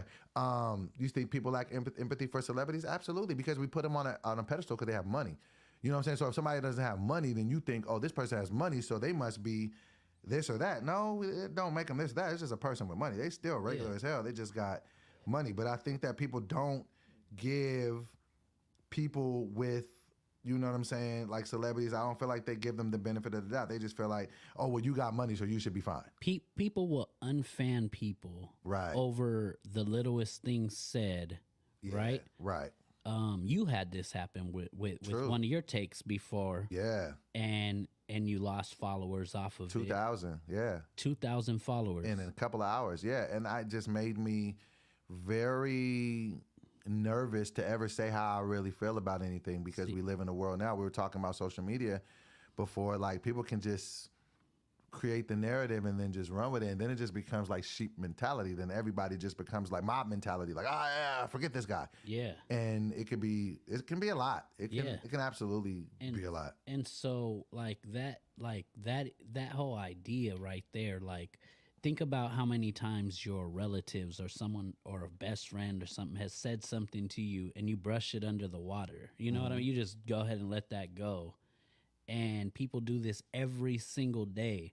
But like you said one thing about a rapper, and 2,000 people unfollowed you immediately. Yeah, and it's just like... And make sure you don't slip and say what I said, because I don't need to lose another 2,000. I know, but it's crazy that they would leave, and it's like... Just because of a take. Like it's... and their best friend has probably had that same take. You know what I mean? They disagree with a rapper, and they're still their best it's so friend. easy. What it is, fam, what it becomes is that the common person now becomes like, I can do something to affect you and what you're doing because I don't agree with what you just said or did. Yeah, that's crazy. I can somehow rally up enough people from my home. I don't even need to leave the house.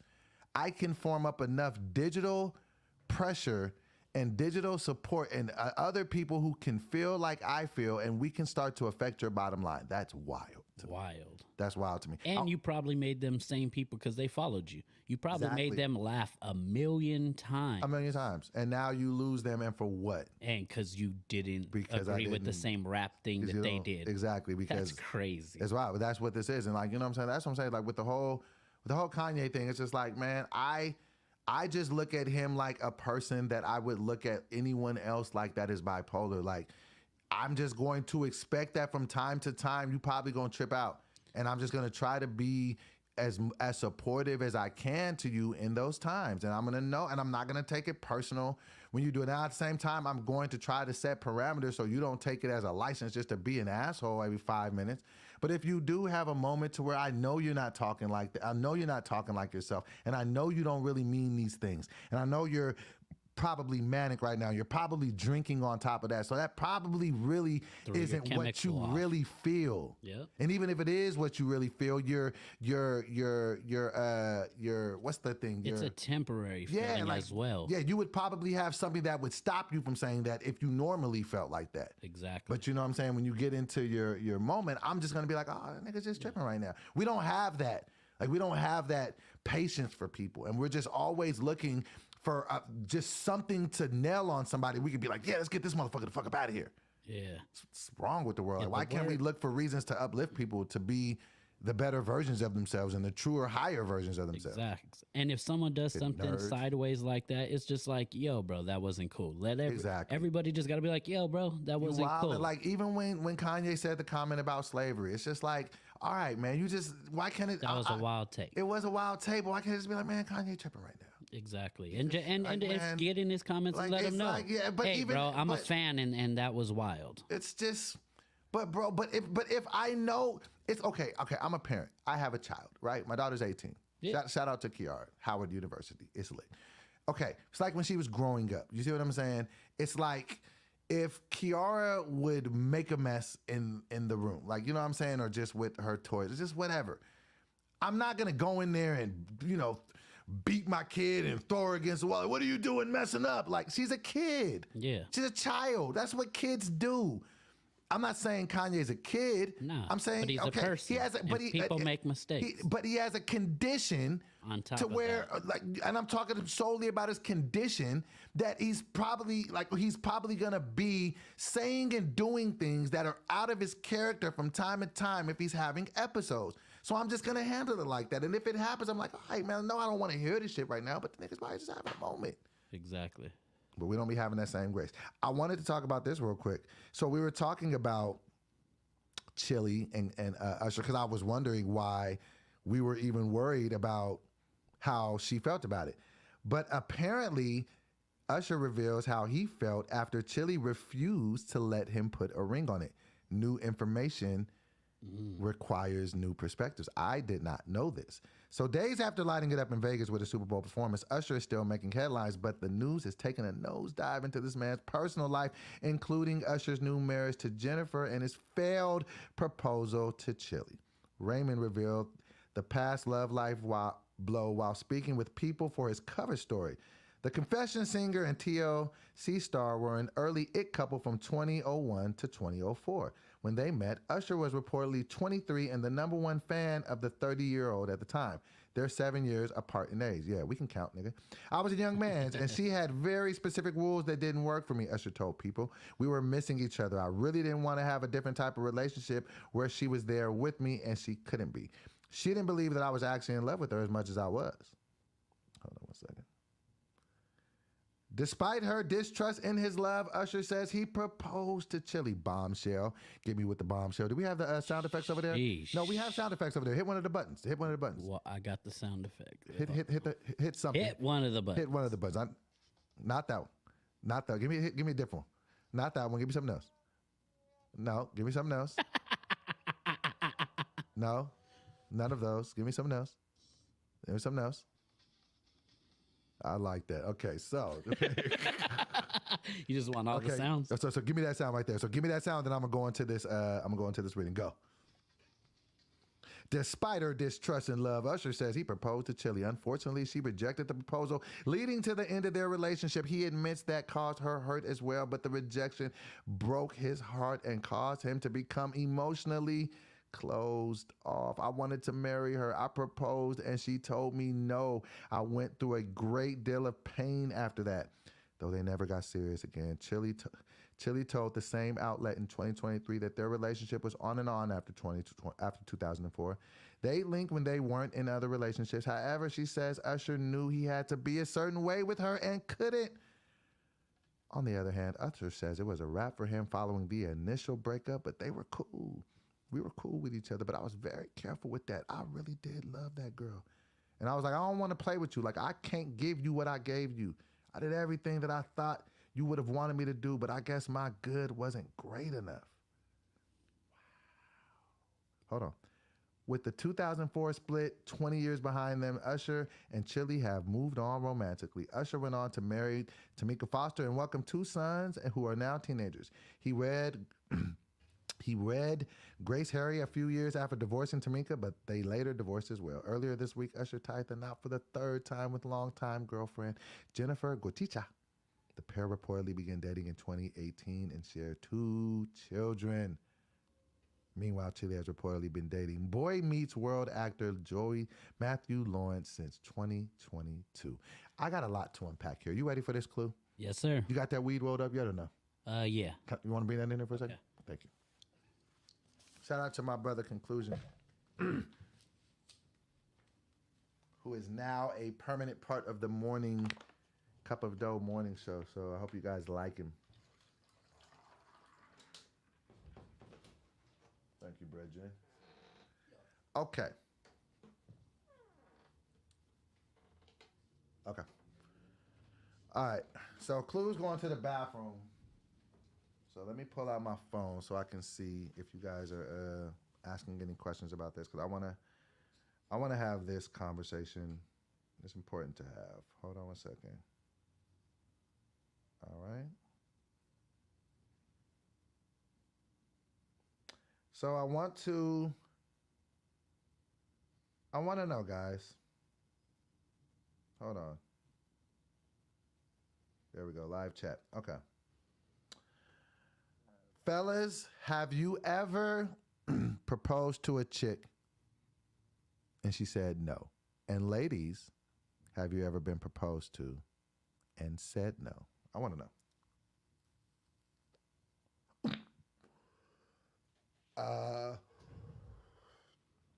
It's never happened to me. In my lifetime, proposing wise, I've proposed to 3 women. They all said yes. I married one.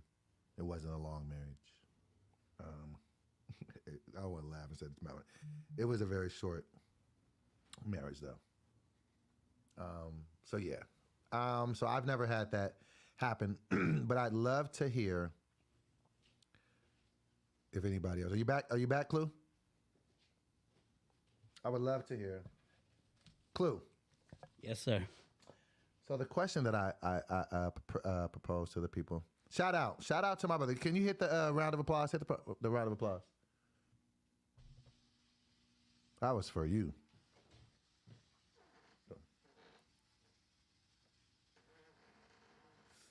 Turn it off now, nigga. Damn. I didn't want to continue. I didn't give you that much applause. Shit. Just a little bit. Well, hold on. Come stand right here quick, and we can just keep playing tennis with the weed until we have this conversation. I don't want you to have to keep going back and forth. But I want to keep vibing with the weed. I need a mic, but I'll be right back. All Yeah, right. let me hit it twice. Hit it twice. Have you ever proposed to a woman and she said no? Me? Yeah. No. Apparently Usher proposed to Chili and she said no. So with what we just read, because I want to break this down. There's a lot of meat on this bone. Pause. Jesus Christ. Okay. So let's get into this though. Usher proposes to Chili. This is back in the day. Chili says no. That in itself is just not saying that Usher is above getting told no in a proposal, but let's just start there. Like before we can get into the what's going on 20 years later after they broke up and all of that shit, and is she happy with the nigga from the white boy from Boys Meets World? This is the thing that was sticking out to me in what I was reading. She said, and he said that there was something that he was doing or couldn't do in the relationship with Chili that was stopping them from going to the next level and being together. What was it that Usher couldn't provide that Matthew Lawrence from Boy Meets World, and I'm not saying that with shade, that he could do? That's crazy to me. Like, what? Maybe you don't know how to eat the box. Usher? I don't know, man. I don't know about that, man. I don't. That's just crazy to me. Usher proposed and she said, nah. She was like, your head game's weak, B. That's crazy, bro. Like, you gotta just think. Like, what would you do if you proposed and she said no? Hell no. You gotta get up off your knee? Bruh. And you know you got someone filming, you got some certain special people around. I've heard stories of women saying yes in front of people and then being like, but nah, though. Damn. Just because they didn't want to embarrass. I mean, that's guy. smooth to them. That kudos to them. You know what I mean? Because Nah, don't give me that. Just keep it out of me. I can tell you. hell nah. So you would rather a woman tell you yes? In front of everybody. Wait, Clue. You would and rather break it off in the private? You would rather, in the event that you propose to a woman, Okay. and she's gonna say no. Okay, So you know you're getting wait. You know you're getting a no.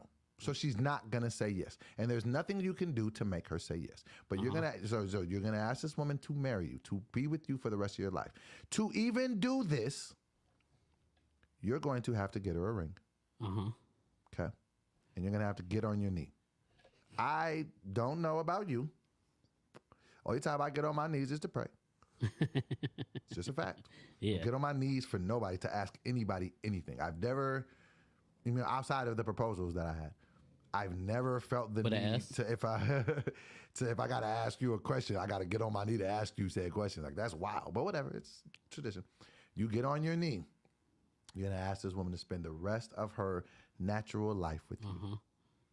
And she's gonna say no. And it's gonna be in front of people. You're gonna ask this question. Yeah. Why you would put that pressure on yourself? Wait. Let me set this up. I'm about 30 seconds away from giving you the floor.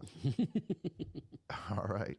So, and you want people to see this for whatever reason. Course. You want an audience. Yep. And you know it's 50-50. No matter how much you think she's into you, she can say no. Of course. You get on your knee. You ask her in front of all these people. And you would rather her tell you yes in the moment to say face in front of these people than to just tell you no. Because the same people that she said yes in front of are going to expect to see a wedding or let's just say it's family, friends. Let's just take it out of it's at a public place in front of a bunch of strangers. Let's just say it's at a public place. There are strangers that you'll never see there again, but there are also people in your life that you know and have lifelong relationships with that are there as well. Because you invited them all because you wanted them to see this special moment. She says no. Now the floor is about to be yours. And you want her to spare you in the moment in front of people? Why? Okay. So I'll put it in a place of when I proposed. So I brought it was on Christmas. Okay.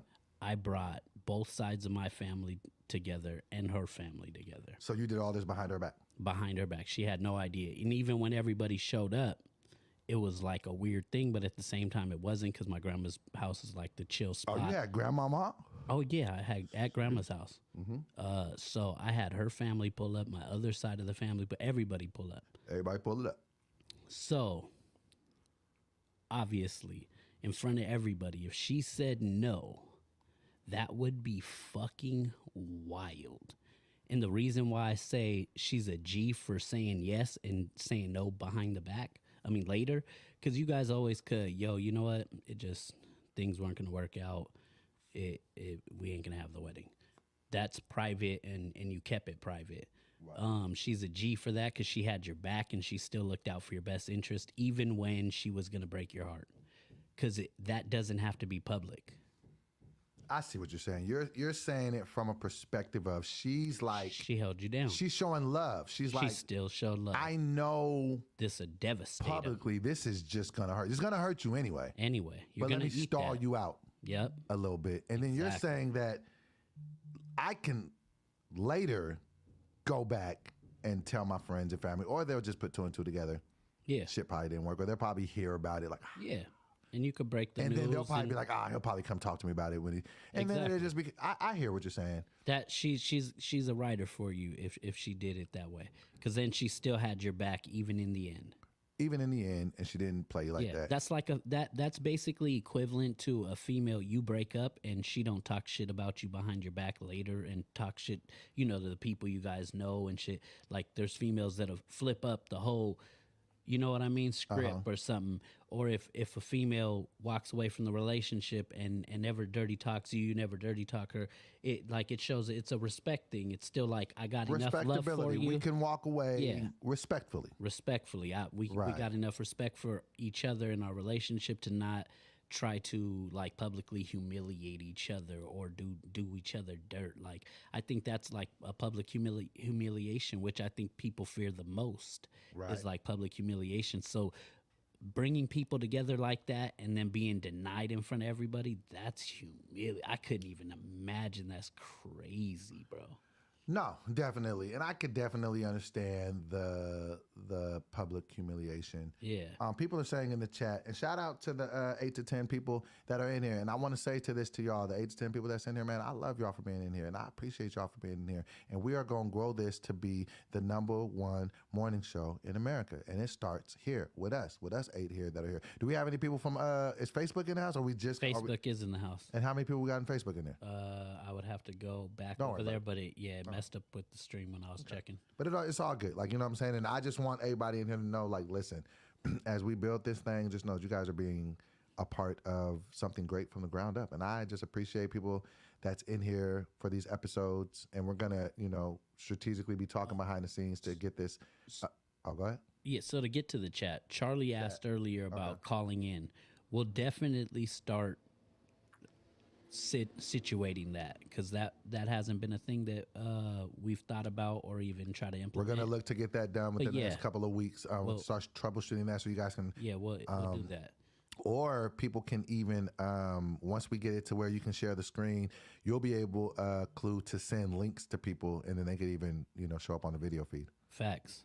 And then another thing with the chat, just to get them engaged, Keon Sent asked, The Game or 50 Cent, who's a better rapper? And I take that question as said, because he asked who's the better rapper. So you know me, I'm a word person, so I'm gonna take that for what that means as a rapper, Just with not a words, song maker. Not with song maker.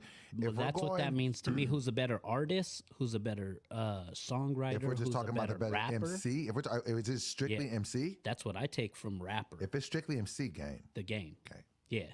But Game- songwriter or musician or taking overall 50. artist? No, I'm taking 50. 50. 50. Yeah. Yeah, because 50 knows how to, really make complete records. Like he doesn't get enough credit for that. And you know what I'm saying? Not saying that Game's not dope. Game's in my top 5. So don't get it confused. Like Game is my top 5 for That's sure. crazy. I'll beat your ass. Game is absolutely my top 5. Like Game is amazing. Like, you know what I'm saying? You know what I'm saying? And I think let's have that conversation. Like, you know what I'm saying? Like I think Game gets a lot of flack. I think he gets flack like in the same area that Drake does, because people will say, Game will get on the record with somebody and kind of mimic their style. And I'm like, he does. But I think that makes him Sun Tzu. Yeah, no, he's I think diverse. that's a great skill. Yeah. And I think it's almost him paying homage. It's complimentary. Yeah, it's not him saying, it's just like when Drake stands next to the new artist. It's not that he's doing that because he needs to shine. Drake does not need anybody to give him shine. Like I thought about that when I seen Drake doing the Rich Baby Daddy with the with Sexy Red recently, right? And it's just like, man, Drake really doesn't get enough credit for what he does for the ecosystem of hip hop. It's like, he's taken a very talented young lady in Sexy Red who absolutely is making noise by herself, but when he puts his light on her and he shares his fan base with her, then it makes her so much. And he's done that time and time again and asked for nothing in return. You'll never hear Drake in interviews like asking for credit for people that he helped put on. Like, when I did Cancel Court, shout out to Defiant Digital, I had to come up with some compelling arguments about Drake, you know what I mean? And, because it was about Drake versus Kendrick. And, Drake has given so many artists like their first number one hit just by doing records with him. Like, you know what I'm saying? So to bring it back to the Game situation, Game is just really a rapper's rapper. He studies the game like from an introspective MC level and optic, to whereas I think 50 is more, he's about, I'm gonna make the best records. Like, you know what I'm saying? And arguably, I'm gonna give a take right now that might be a little spicy. Da, da, da, da. Honestly, Get Rich or Die Trying could possibly be the greatest, most impactful album of all time. What I mean is, what 50 did with that album when he dropped it, I just remember it was in a time, it was in '02 and it was in February, I believe. And I just remember I was in Sacramento at the time, and I've never seen anything quite like what the world felt like when 50 dropped the Get Rich or Die Trying. It was the In the Club was the biggest record. I remember when the album dropped. This is when people were still getting physical CDs. I remember everyone was playing it, and when you think about it, 50 has had a 22-year run, and the music stopped easily over 12 years. 14 years ago, he's still relevant. What he's done with TV, unparalleled.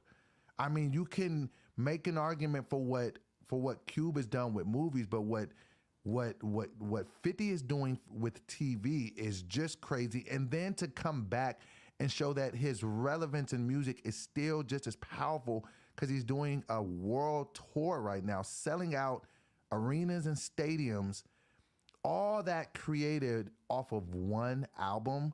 I don't know that another album has had that much impact on the game and on one person's career. Because even, I'm the biggest Drake stan. Drake's first album didn't do, like, you know what I'm saying? You could argue that none of Drake's album did that. Yeah. You see what I'm saying? None of Game's album did that. Like, none of Snoop's album did that. Like, You know what I mean? And I mean, like, even with Eminem, like, I don't ever remember an Eminem album where, like, hip-hop stopped, like, everything. Do you remember that era? Like, what were you doing in the '02 era? And this was he came out around the same time as Jay. I have a different take with, Let's and hear you it. know I was a super backpacker at that time. Mm-hmm. So I have a different take with 50 Cent because I heard about 50 Cent in the underground It's 50 Cent, scene. but go ahead. I heard about 50 Cent in the underground scene long before he came out. And they were talking about how he was just this murderer lyricist that would kill everybody. And he was dropping disses. And there was just this big thing about him. And then they were talking about him in the Source magazine. It was like he was the back page. You know, they used to talk about the new guys coming out. Mm-hmm. And they gave him a whole write-up, and I read about him. And I was so intrigued because I was just this underground head that was looking for these nobody people that were just the next crazy lyricists. Right. So I'm looking for this 50 Cent guy for like 4 years or something, and I can't find shit. And I'm just like, damn. He's like the boogeyman. Yeah, bro. And I'm like, I just hear these lure, but you know, it was cassette back then. So a cassette to travel from New York to over here was really difficult. So it was like trying to get your hands on this music. Right. And then when it came out and it was the club, the one you were talking about. In the club. Right. I was so disappointed, bro. What? I was so hurt that I was looking for this guy for 4 years, crazy crate digging, going to Rhino Records. We're not going to do this. We're not, okay, we're not going to, no. But bro, it was mainstream. Will remove myself from this room and physically assault. It was mainstream. We're not going to do this. You're not going to tell me, you're not going to tell me that you listened to Get Rich or Die Trying. I didn't. I never listened to it. And did anything less than put that in your top 10 albums of all time. Nowhere near. You're okay. You're an insane man. You're an insane. I know. I'm telling you. You're I know a different this type of nigga. I know. You don't like Get Rich or Die Trying. It was nothing, but it was great. It had no skips. Yeah. And you didn't like that album because you thought it was commercial. It was the most hardcore album. But you can't say that. Nothing about that album was commercial. Helter Skelter is a hardcore album. Oh my God. That's not hardcore to me, bro. Like I just listen to. I'm a backpack rapper. You know what I mean? You're I listen just a to ridiculous weird. man. That could be said. That's why people don't like backpack rappers' takes on music. But it was because I thought he was this crazy lyricist. He is. But no, he's a songwriter, bro. And I understand that. You thought he's a great songwriter. I thought he was just gonna rap lyrics bar after bar and just be murdering rappers and be a battle rapper. I don't think he ever had that. No, that was the lure. Yeah, bro, for sure. Before he became out this cassette. So you mean to tell me you don't appreciate records like How to Rob a Rich Rapper? One of the most creative records of all time. You didn't like that? So let me show you how weird my music frame is, right? Because it's definitely weird. Oh, it's definitely. I completely absorb this. So my favorite The Game song ever that he ever did is the one that he did with. When you talk about Game, say just Game. You ain't got to say my favorite The Game. This is Game. Okay. Game. My favorite record he did is the one with Tyler the Creator, The Martians and Goblins or whatever. Feel me? He was snapping in that, yeah. Yeah, he was snapping, but it's weird as fuck. It's not what the Game fans listen to. That's the one that they'll probably be like, what? Game is a Swiss Army knife. He can do everything. Like, you know what I'm saying? Like, he can give you some street shit. He can give you some lyrical shit. He can give you... But if I asked you your favorite Game song, that probably won't even be in your top 10. No, it's not in my top 10 Game song, but I like it. I'm a weird person. I like weird music. But to say that you didn't like 50 Cent because you thought he was too commercial on his debut album is just a wild take. I know. That's what I do. I got a weird sense of taste in music. How do you feel about this? Because I don't know how to feel about this. Apparently... Charlie Funk said, this man said Helter Skelter. I'm saying Sean Price is one of my favorite rappers ever. You're a wild guy. I think he's better than damn near everybody. You're a different guy. I know. Different type of guy. I know. You understand that. Beyonce is taking a plunge into country music. Uh-huh. How you feel about that? I mean, it's a bag. She knows that. That's one of the biggest bags ever. If she could speak Spanish, she would jump in that bag. I'm just like, and I heard that more black artists are starting to get into country music. I don't really listen to country music because it just ain't never really been my thing. But I think it's interesting that she's getting into it. I haven't heard it per se. They got that new country music that sounds like it's hip hop made though. It's got like hip hop beat drums and shit, and then it got the guitars brings it back into the country. How do you think hardcore country fans feel about that?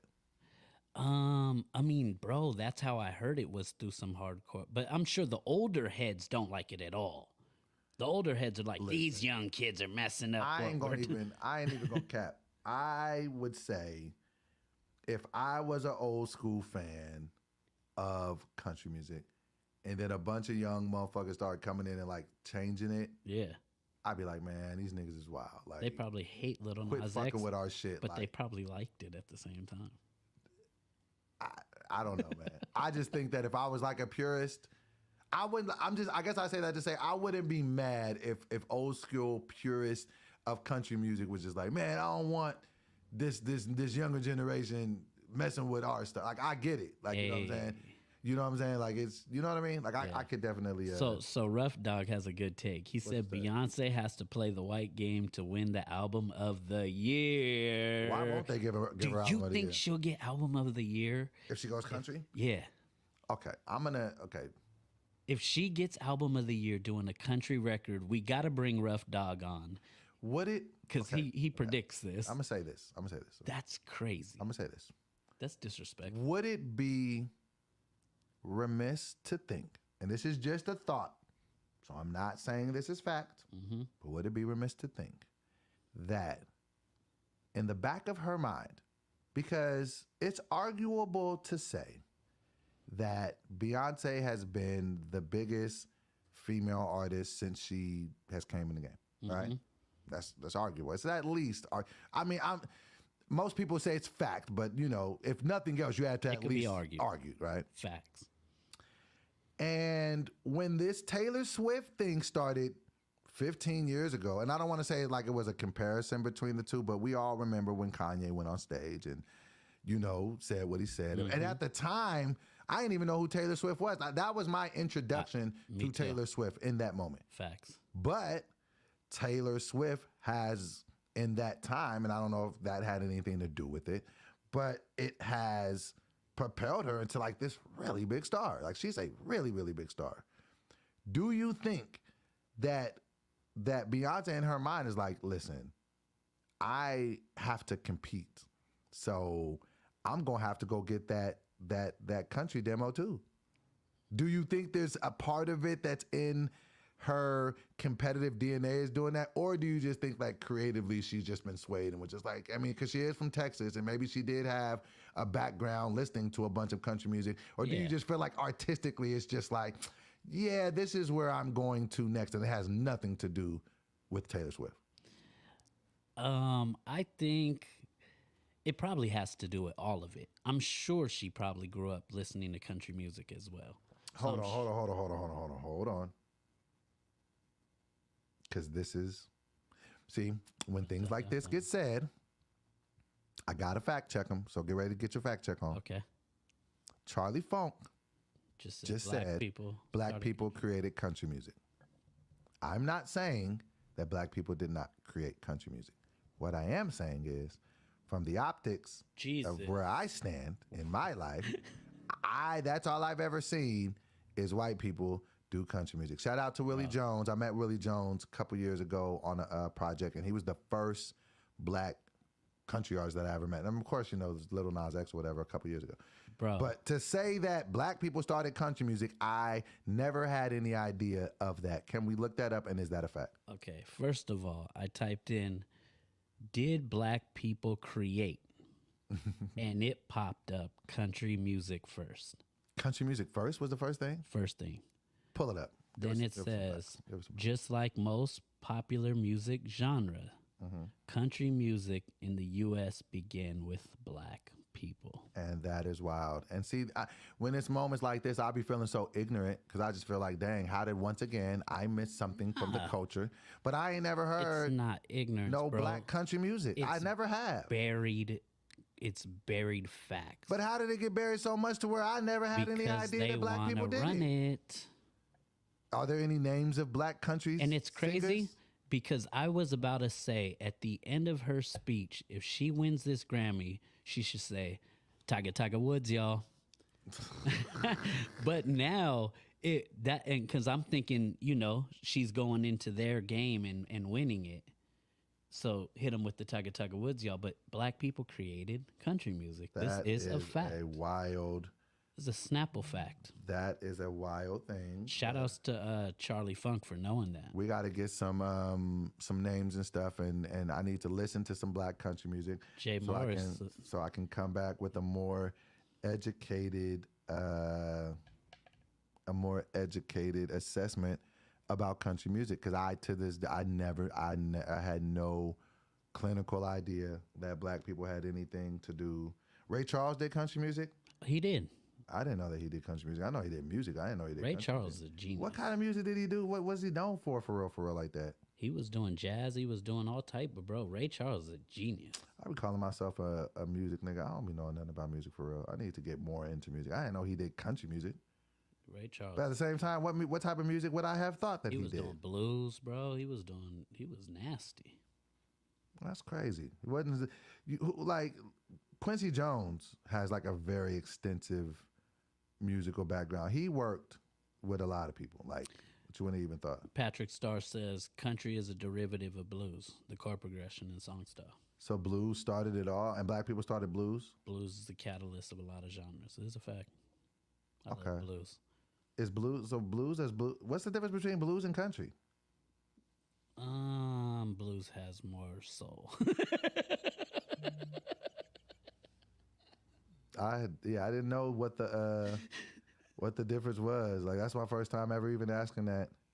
Blues that is great. Have you ever listened to blues? Nah.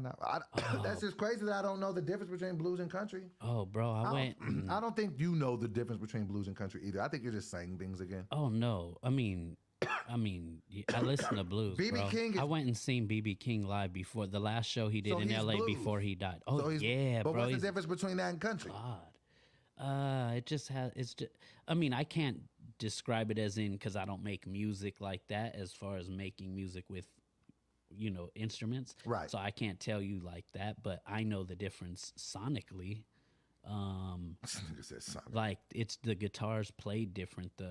It's just how it's played. I can't tell you why or what it means, but. Right, well, that's an interesting thing. I don't know. I think it's probably just like a small nuance of what's different. Yeah. But yeah. Oh, this is a fun thing that I want to maybe talk about. We're about to get out of here in a minute. We just hit 2 hours, right? Yeah. Okay. We may not go to full 3 hours. Shit, it's Friday. Shit, niggas get off early on Friday.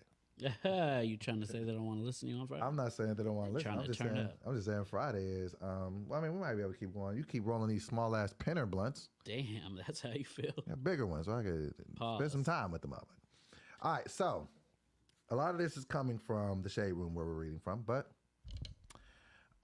let's do a different thing. Let's do another. Let's find a sound on there. Okay, give me how many buttons are there with sounds? 9. Okay, give me a run of every button so we can have a segment change button. So give me every button that's not the claps. I know I don't want it to be claps. So give me the other 8 buttons so I can hear sequentially.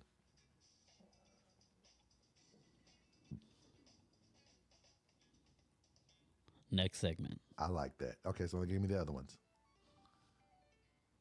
No. Next one? Dude. No. Next one? No. Next one? No. Next one? That's their hip hop. Hip hop segment. So so mark that button as hip hop segment. Okay. The other ones are claps and Claps one? Okay. and So the first drum one will rolls. be segment change.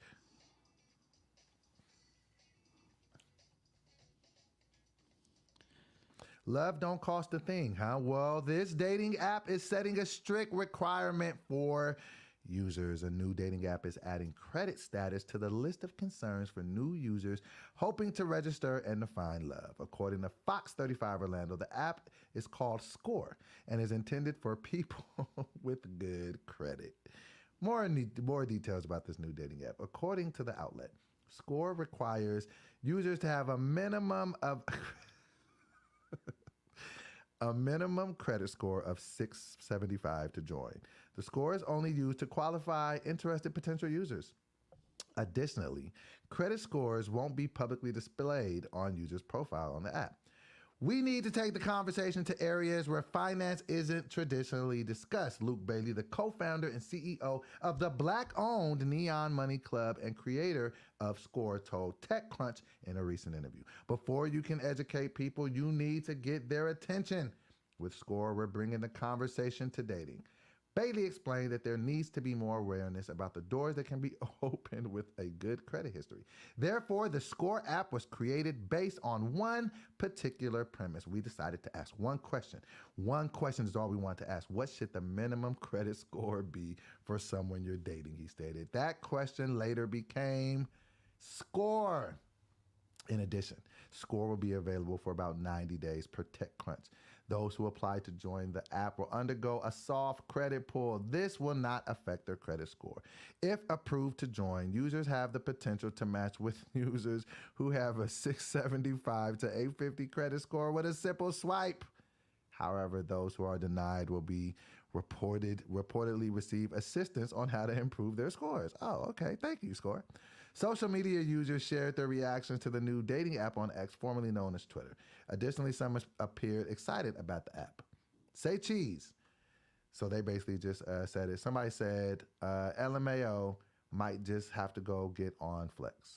I guess that's the name of it. Somebody said, now that dating app based on credit score might be smart AF.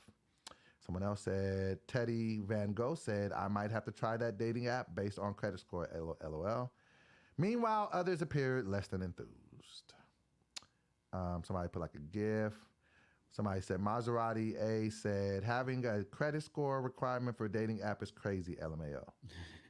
Furthermore, financing and their impact on dating have seemed to become more of a recent popular discourse among social media users. Earlier this week, okay, Poor Minds talked about it.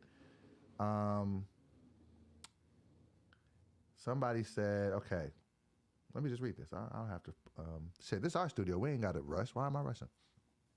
Furthermore, finances and their impact on dating have seemed to become a recent popular discourse among social media users. Earlier this week, the Porn Minds podcast went viral after a discussion on the topic. A clip shared via the Shade Room showed a host explaining why she believes people with an annual salary of $50,000 should not date. What? You're not ready to date, she said in the clip. You're not ready to date because courtship costs. Additionally, the woman explained the frugal activities would not uphold a romance. So you don't have any expendable cash, don't date, she said. Oh, I want to hear this. All right, we're going to hear this. Oh, and I wish we could show this video. But in any event, here we go. So if you're making $50,000, don't date.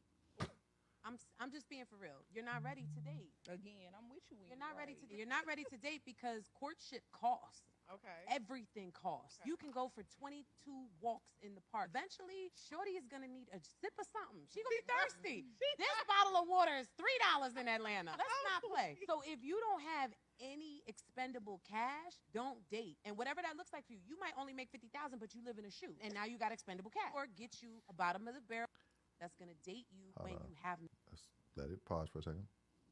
no money. If she doesn't have the expectation, and I'm going to tell you this right now, enjoy it while it lasts because eventually you're going to want to run because she doesn't stretch you. She doesn't make you the man that you need to become. She allows you to be this stagnant dude in the same jeans for days. You know what I'm saying? Be cutting up. Hold on. We don't want no copyright infringements. I'm You just talk about saying. Wow. That just took... So first, let's talk about the dating app, and then I want to talk about what this lady said. Uh-huh. As far as the dating app, how do you feel about that? A dating app, you got to put your credit score in there to even get in. I think it further solidifies that we're all doomed. Yeah. You're not falling in love Your with credit, someone you are not for your credit score. who they are. You're falling You're in not love your credit with score. credit You're not your best selfie. You're a person. Even if a person has bad credit, like even if a person has 400 credit score, that doesn't tell you everything that you need to know. What if that person had a business? What if they're an entrepreneur? What if they lost everything in the pandemic? Does that make that person not a person that you want to date? What if they're building everything back up from the ground up and they're going to be a multimillionaire in 4 years? And now you'll never know that because they got bad credit right now. This is stupid. Talk. A credit app to date? I gotta put my credit score on there to date you. So I want a dating app built in where girls have to have a certain body count or under to even get on the app, because That's just- otherwise we can't. Let's just be ridiculous. You know what I mean? That's just all these Have a things- dating app where you can only date if you drive a certain car. Stupid. All these things are dumb. Like now you got to have a, and then now when you really start to think about it, it's like, you know, not having money or good credit will make you feel like you can't get shit in life. That should be crazy, bro. It's like, what are we talking about? We talk about good credit shit. This country got bad credit. How you gonna tell me I got bad credit? We got bad credit, nigga.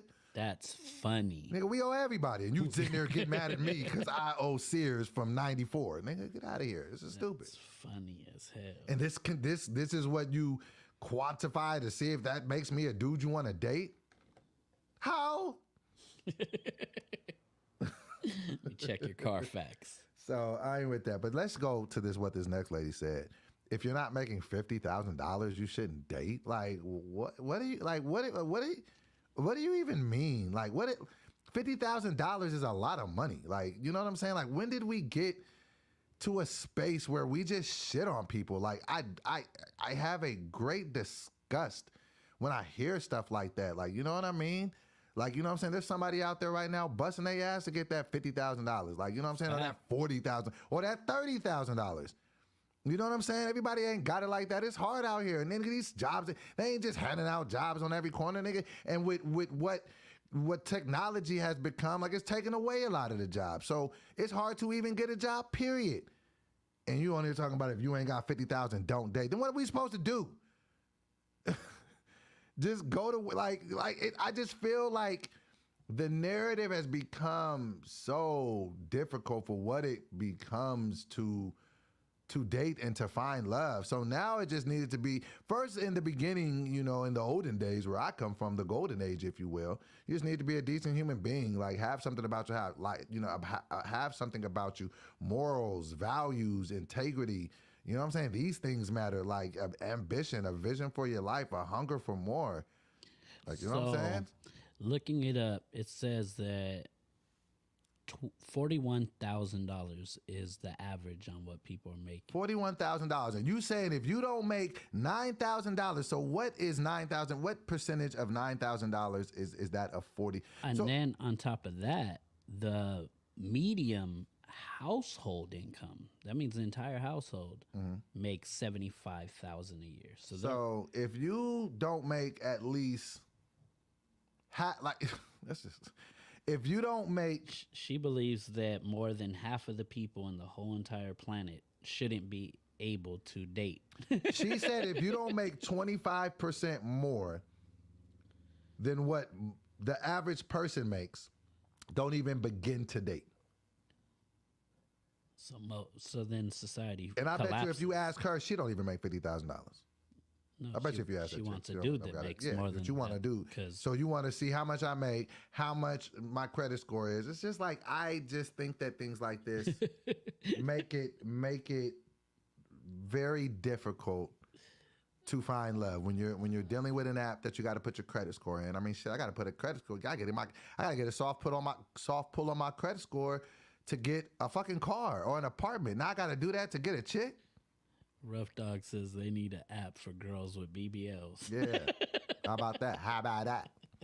How about that? That's fun. So yeah. So nah, man. I'm feeling good for this episode. I feel like we good. We came in here, you and I. We didn't have YDB in here. YDB is normally here. We have our creative session with him, but he ain't here today, and that's okay because we was, you know, the crew was working till about 3:34 in the morning. I want to say to the 10 people that are in attendance and however many people are listening in Facebook, we had a really, really good week this week in going live. This is the 4th live that we had. We made some great records. We've released those records already. We made them live, and the vision was born that this morning show is going to be everything that we want it to be. So we're locked in and dialed in on our end on creating this. And what we need from you guys is just to show up and just be here with us. Know that every day from 12 to 3, we're going to be here. And it's the morning show that starts at 12 because niggas get up late. And on that note, I want to ask the people who are watching, if they heard those records, which one's your favorite? Yes. You want to play them? Should I play 'em? Yeah, play 'em. I'll play them. And we made these Definitely. live on the show. Like, this Yeah, is, you guys are getting something here that you just don't get in other places. Like, and that's what so exciting for me is that, and like I'm having fun creating such dope shit in front of people. You know what I'm saying? Like some dope shit. Read Rough Dog's comment. What they say, rough dog, what they say? Said YDB's mustache was sick, so he couldn't make it. Hell yeah. His mustache got more sick days than him accumulated in the system. All right, so this is the song that we recorded on, I want to say Tuesday, or was it Wednesday? It might have been Wednesday, because we did the Valentine's Day song yesterday. So then we did this Wednesday, and I had about 30 other bars written, and so I recorded them, and then the rest of the song, I punched in line for line. I had never done that before. And this was the record, and we're going to be shooting a video for this. YDB is going to be directing it. He wants to direct it. Conclusion's going to be shooting it, and we're going to have the visuals up for this next week. So I'm going to play the 2 songs that we played, and then y'all tell me which ones y'all liked better. And then we'll get out of here because niggas always get off early on Fridays. Okay, cool. Here we go. Here is the first one. Trying to right my wrongs. Hope I don't get struck by lightning when I write my songs. Glory, hallelujah, help me find my way. Can't believe my so-called family has so much to say about the kid. Is what it is, that's life. I keep falling for these hoes, convinced that they my wife. Where that weed at? Sacrifice it all to claim what's mine. I done did it all before, let's do it one more time. Hustle is the motive, I'm just catching the wave. Staying humble and trying to scare all my blessings away. Ayy. Jabata the prophet, it's becoming apparent, it ain't no way you can stop it, ayy. I went to war with myself, put in order my health, demanding so much more for myself, grab a sword off the shelf, it's go time, fuck a cosign, I'ma lock this shit down in no time, you feel me? Demons had their teeth all in me, trying to kill me, it's real, lace my cleats up, grab my helmet, find me in the field, Kiara tuition is heavy, nigga I can't chill, I gotta go get it, I overcommitted, I don't wanna kick it, I'm trying to stack me a ticket and then some, corners I'ma bend some, to see if niggas bout that, all that fuck shit niggas is on, please reroute that, I'm trying to keep my energy clean. I mean what I say and I say what I mean, and I'm quick to scheme up. A triple beam, dream up just to get this cream up. I do it on my own, nigga, I don't need to team up. 2024, that's the money year. Millionaire by New Year's, let's get it done in here. Yeah, I'm trying to have fun in here, but I still snuck my gun in here. Studio 26, yeah, I rep that. About to be the illest in the gang, gotta accept that. My bad, I'm in accept facts. Had to get it all out of the mud, gotta respect that. Sacramento raised a monster. Finally being myself, used to be an imposter. But the real me is better though. Don't speak on him, you ain't never met him, no. I've been hot since E40 dropped federal. I had lifelong trauma, I had to let it go. A better version of me was inside of me. I'm 7 days from 6 months of sobriety. That's the business and I stand on it. Walk by faith and I'm just holding God's hand on it. How to get this way, I never planned on it. I birth new ideas and just expand on it. 100 million, I just gotta get my hands on it. Give me a YDB track and I'ma spaz on it.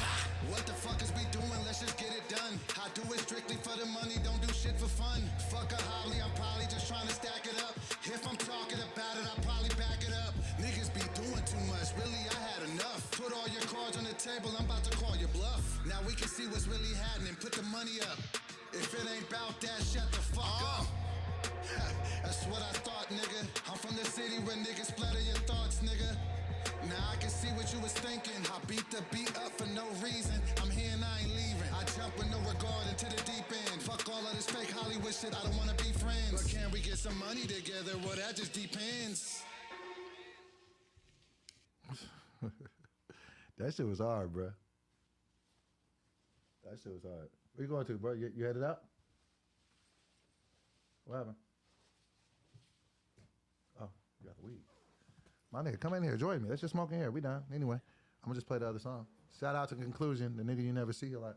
All right, and I'm gonna play the song from yesterday too, the Unhappy Valentine's Day, which I love equally as well. These are 2 quality songs, but if I had to pick, I'd pick this one, the one we just played. But here goes Unhappy Valentine.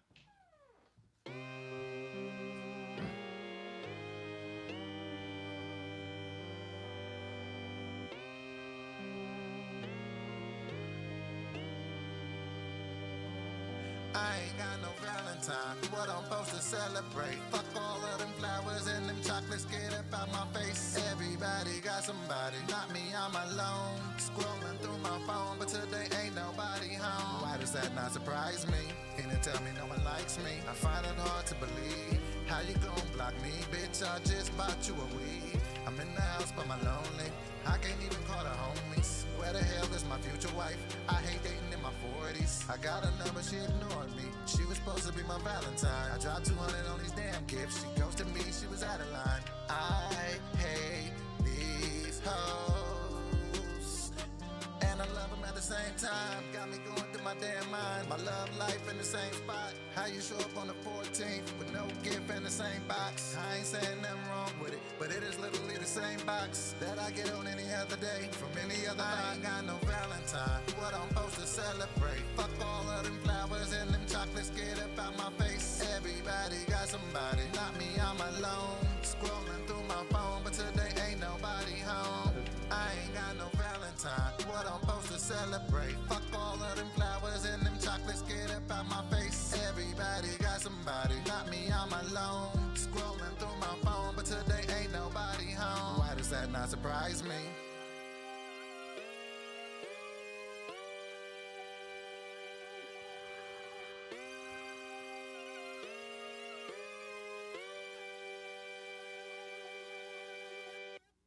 I don't know. I might like that one better. That one? I find it hard to believe because I ain't never done nothing like that. Yeah. But this is what I'm saying, y'all. We recorded both of these records live. There was nothing here. Well, we already had the beat for the first one and some bars. Let's get their feedback. Let's get the feedback. What do you guys think about those records? Let's talk about it. And we might just stay here till we're gonna stay here till we want to. Yeah. I was about to get out early, but I'm like, I like fuck with y'all. This don't feel like working. We just had a couple new people walk in. Yeah, I want to know what song what song you guys picked. That first one was hard. I was Yeah, dope. But the first one, snapping, bro.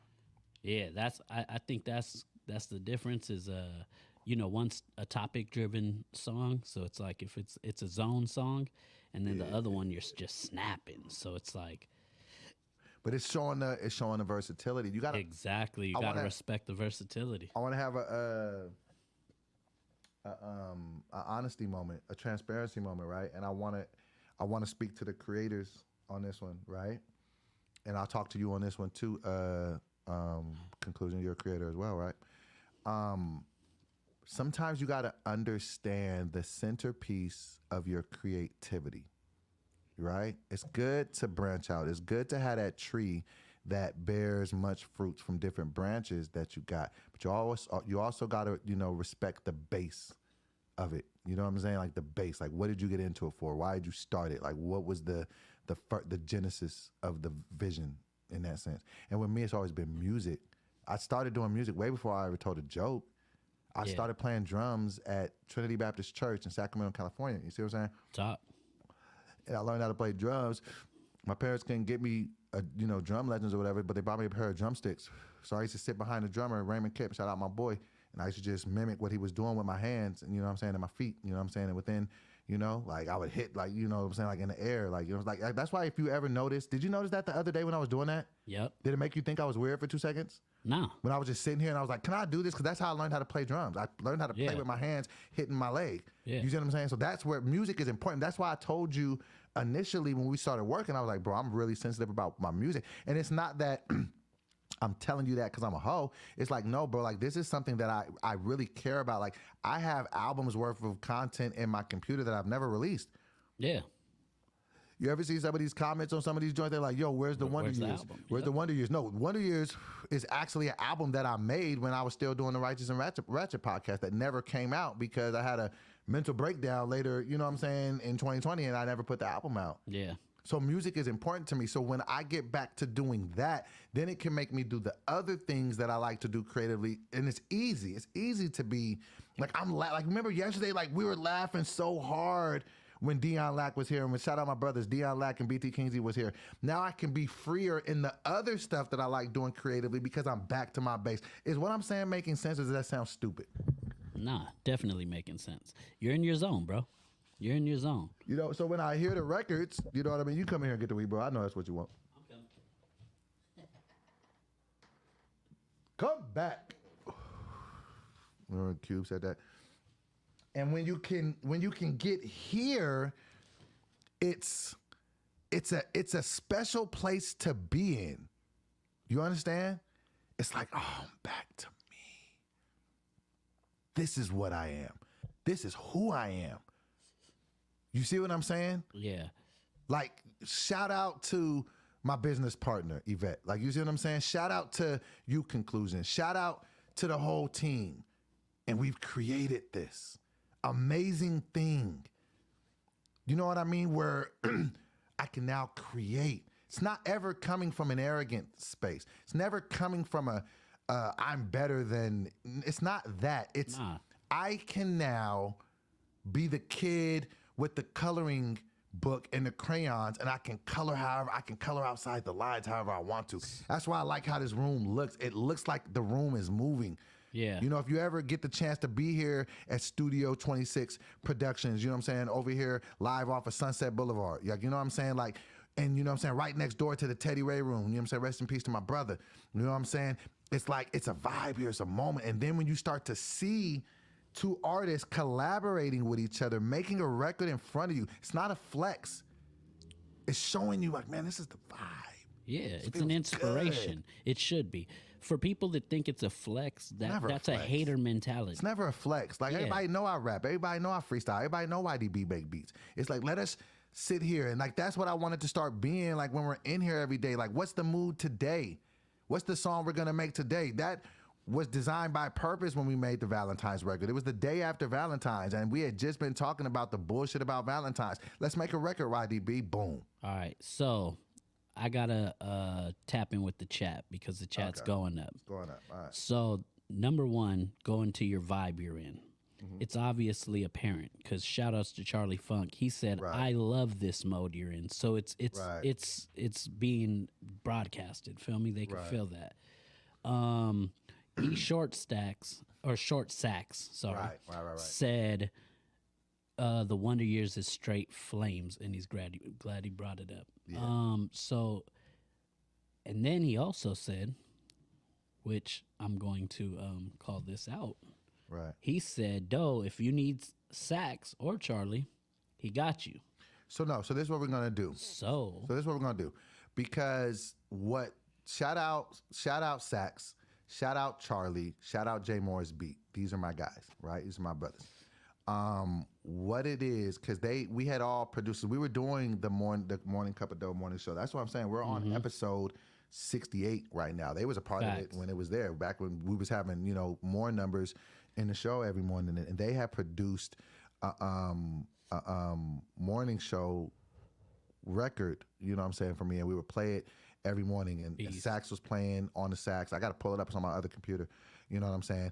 And while all that was dope, what I want to do for the new record is I want to make a new one with them. You know what I'm saying? What I was about I want to make a new vibe because I'm in such a different space and zone. And while I love that, we got to always update the fresh. You know what I'm saying? And I know Sax is probably in a different zone with his, you know, stuff. And Sax, you know, I want you to, Sax, I want to pick a day next week. Sax is gonna make a beat with us. Charlie Funk too, like, you know what I'm saying, and Jay Morris too. But what I want I want to start with Sax. One day next week with Sax, we're gonna have Sax start the beat, and he's gonna play a 4-bar riff on the saxophone, and then email it over. And then when he sends it over, then me and YDB. So time out. Uh-huh. What if we do a special edition where we go to our, you know, little homie partner company, and we go over to Haven Recordings and we get you guys all in the studio and we broadcast from there? We can do that. That's never. And have you and Sax there together. We could do that Monday then. We'll do it Monday, a special. That's Can we do that at 12 though? Can we do a special edition 12 or 3? Is that time gonna work or no? Yeah. Okay. Yep. I Yeah. just gotta And we can call do it it in at and put it on the schedule. Yeah, and we could do it at the even bigger, big studio. joint. Yeah, so those are the type of things that we're trying to do. Okay, so back to these records and what people are thinking. What are they thinking? Oh, and Charlie, you already know that you're in too. So we're gonna get Charlie. We're gonna get Charlie and Sax's contact info. I already got Jay Morris's, and we'll start to line that up because we're building this. So I want everybody here to just know that you're a part of the team. You're part of the donation. Like you're part of the squad. Like, and that's why I can sit here on live with 17 people and however many more we have over on Facebook. And then we're also going to set it up over the weekend to where we have this going up every day on all the streaming platforms, on all the Apple, the iTunes, the everything. It'll be going up every single day. So when God gives you the vision, man, you gotta step into it. And so just to speak about that. So now let me go back to what you just said a couple minutes ago about the zone that I'm in. Yeah, man, I'm definitely I'm in a zone to where I'm like, it exceeds saying I'm back to my normal self, because the last 4 years were very arduous for me in a lot of different areas of my life, not just professionally, not just personally, not just physically, not just mentally, not just sobriety wise, not just parentally wise and trying to get a kid off to college, it was all, everything happening all at once.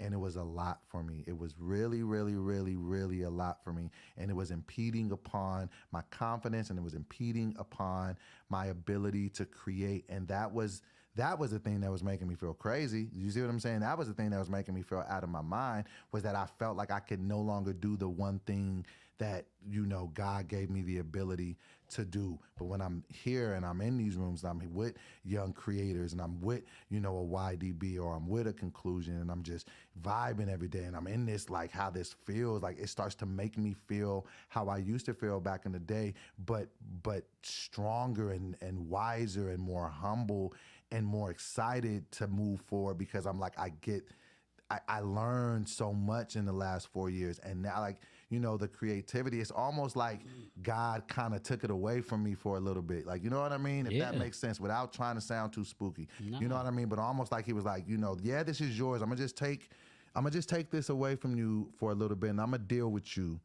and I'm say I need you to, adjust some things personally. And you're going to get this back. I didn't know that I was going to get it back, though. There'd be times I'd be like, man, am I even anything anymore?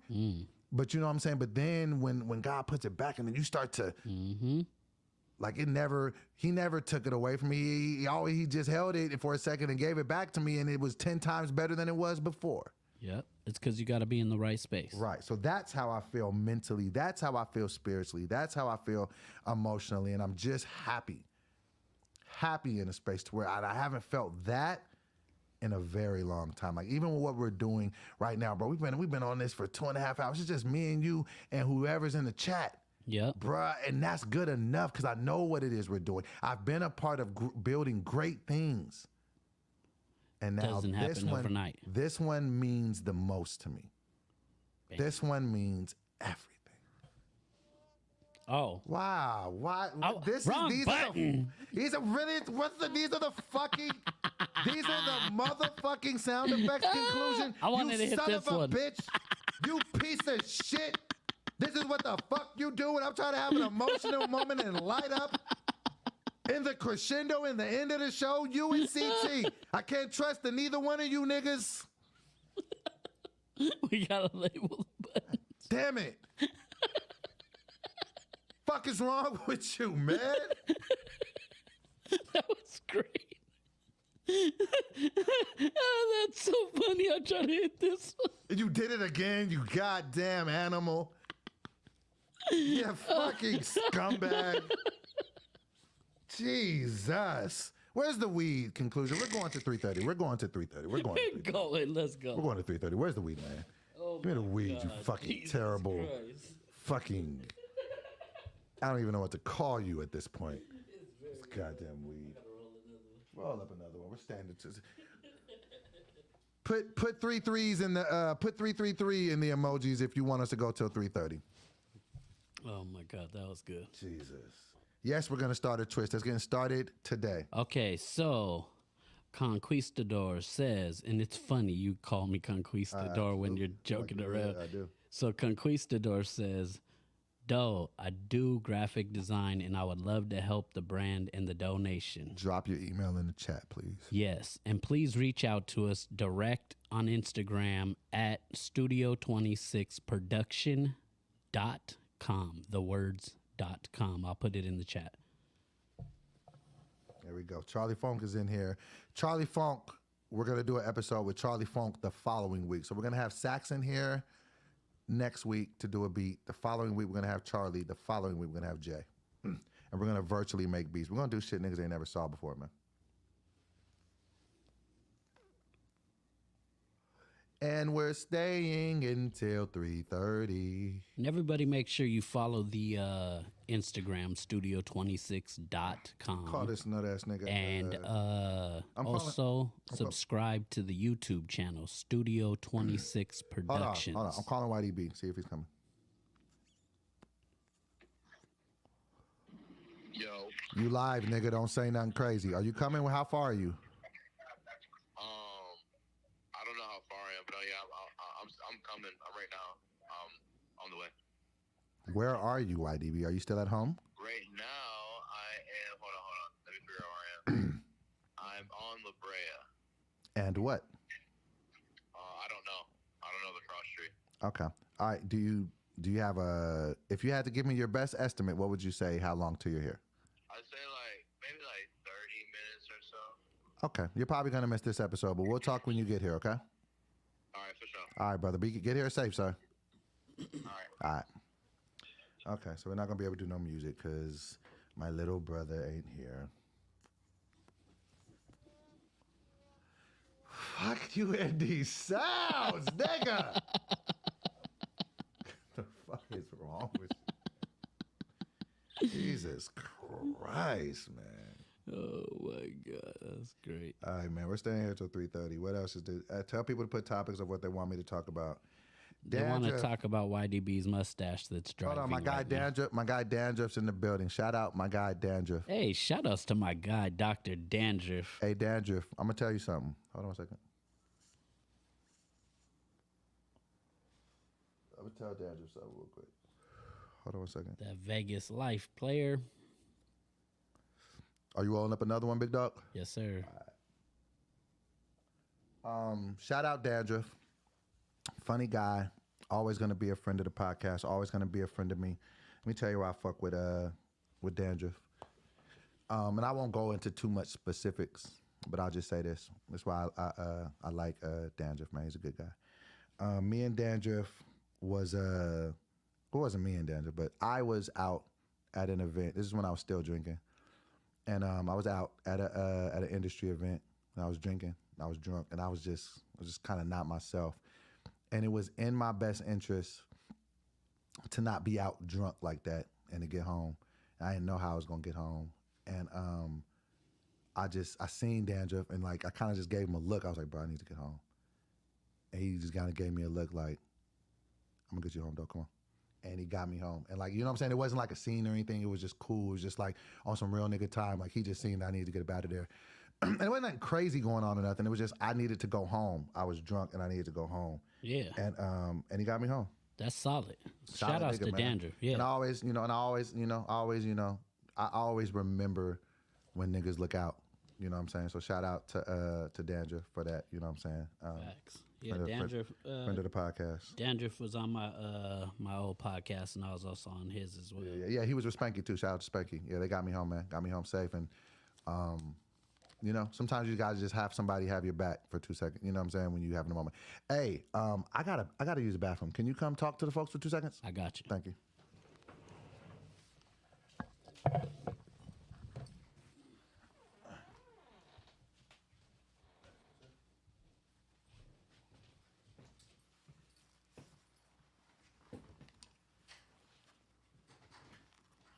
So we're gonna roll a blunt first of all. But yeah, shout outs to Dandruff, solid dude. That's my boy. So how's everybody doing? Once again, I want to know though. So we got I seen 3 votes. My guy, I seen 3 votes. So What song did you guys have? Like, meaning which song do you think we should be shooting a video for and pushing forward first? Like, what should be the one? I'm kind of leaning towards the first one myself personally, but I want to know what you guys think. The first one. All right, Charlie Funk. The first one. First one. Word. Yeah, I agree. That's the one we're writing the treatment for. Valentine's Day is over. That's a fact.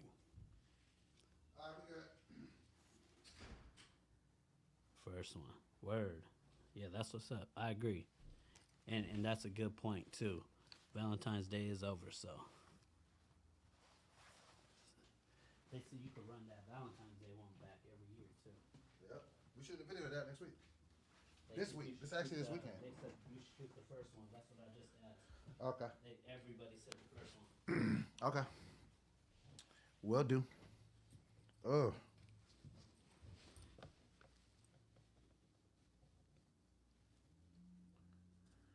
Huh. Where I put my glasses at? Oh, yeah, these glasses are becoming a thing. I need them.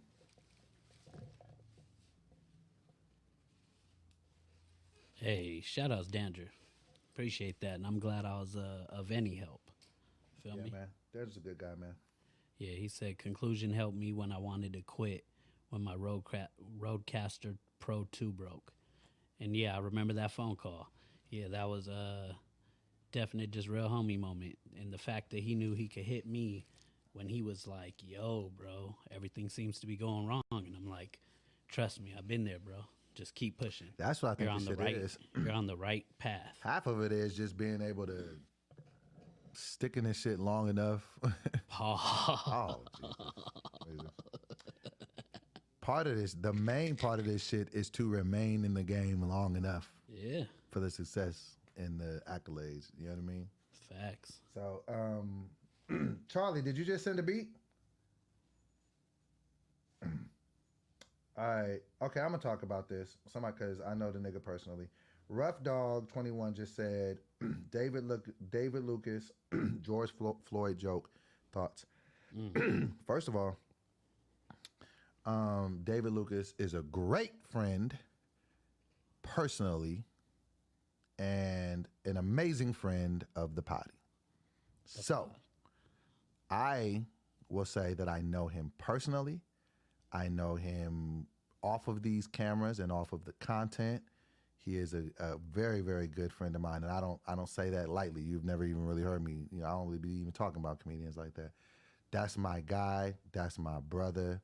And I know that with comedy, we talk about dark shit, man. It's a fucking joke. You know what I mean? I know that brother. I know he comes from good people, and I know he didn't mean it in a disrespectful way. And that's his thing. Like, you have to understand with David Lucas, like, you know what I'm saying? He's one of the roast kings and this shit. Like, that's kind of his, like, you know what I mean? He could say wild shit, and just with the creative license to know it's just in the vein of good fun. And it's like, no, he's not trying to genuinely be disrespectful and disrespect people's legacy. It's a joke. And I know with that brother, it's a joke. So as far as with David Lucas, I can personally say I know that guy. It's a brother of mine, and it was a joke, and that's how he meant it, and that's how it was. And just to see him kind of have to like feel the public pressure to have to explain himself, or I don't know if he issued an apology, but it just sucks, because it's just like they're gonna police comedians so much to where we don't even want to say anything. It's almost like football. It's like you just don't want. It's like football is a violent sport, but now they have it so much to where you can't even hit the other person. Like you'll get flagged or you'll get fined. It's just, what do you do? It's like some of the funniest situations come from dark situations. Why can't? So I ain't with that. So that's my brother and that's my guy, and he has my support. So that's that is, man. Yeah, I agree. I don't like ever putting a cap on comedy. Yeah. If you're gonna disagree with comedy, like the people that were there walked out, Yeah, that's you're fine. always okay to do that. Do that. You're always okay to walk out. And You're I'm always not- okay yeah. to change the channel. But to cancel culture people I'm not with over that. Over a joke. distasteful quote unquote joke it's over the head, and it was a freestyle. It's not like it was a Right. written joke that he like came out with to perform. Right. It was And- just him flying off the top. He was Flying off the top. battling another person, and people, like it's a touchy subject, so it's like,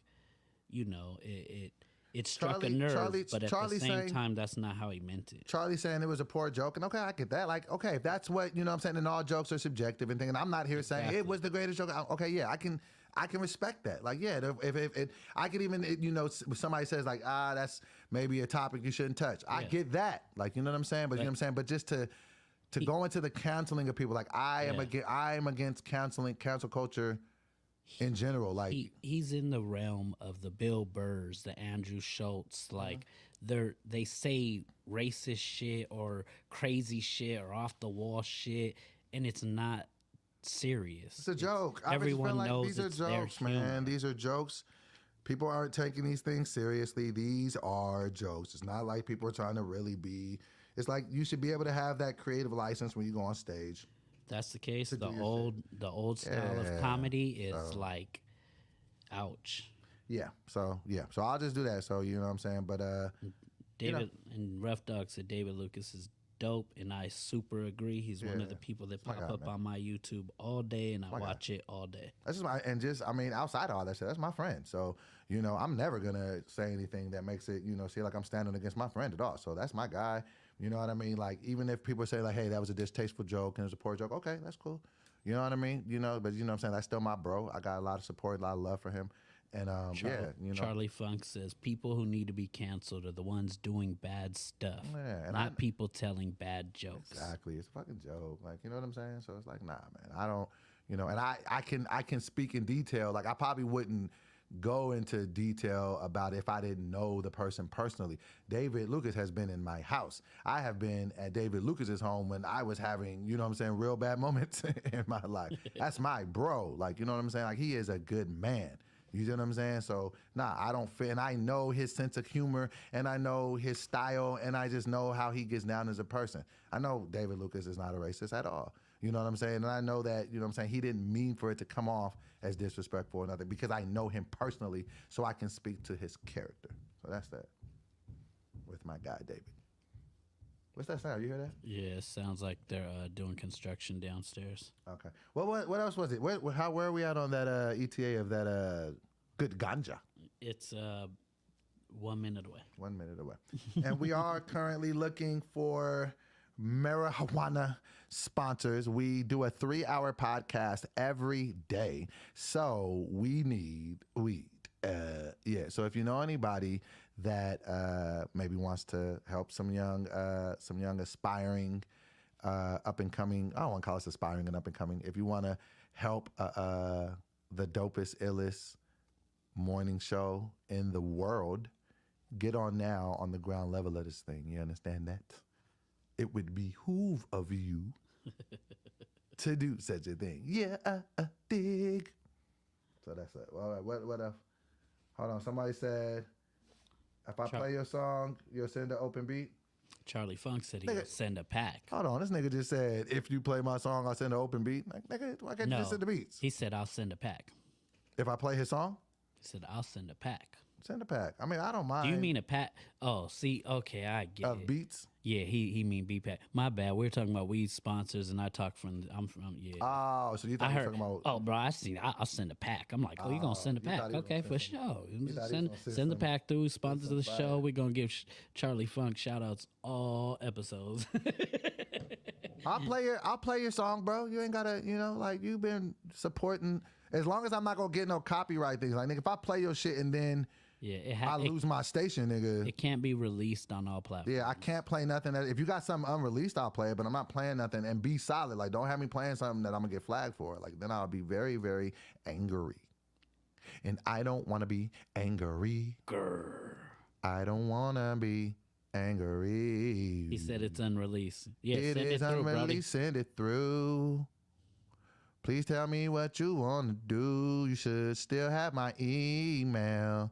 It is the same, but don't put it in the chat, even though there's only 17 people in there. My bad, I mean there's a teen. Who is this new nigga that just showed up in the chat? Click like in the chat, or click like on the chat. YouTube if you have We not. would Click like that. Click like in the chat. Helps and the we would like analytics. that. You should click like in the chat. And we will be right back. Yeah, yeah, yeah, yeah. Okay.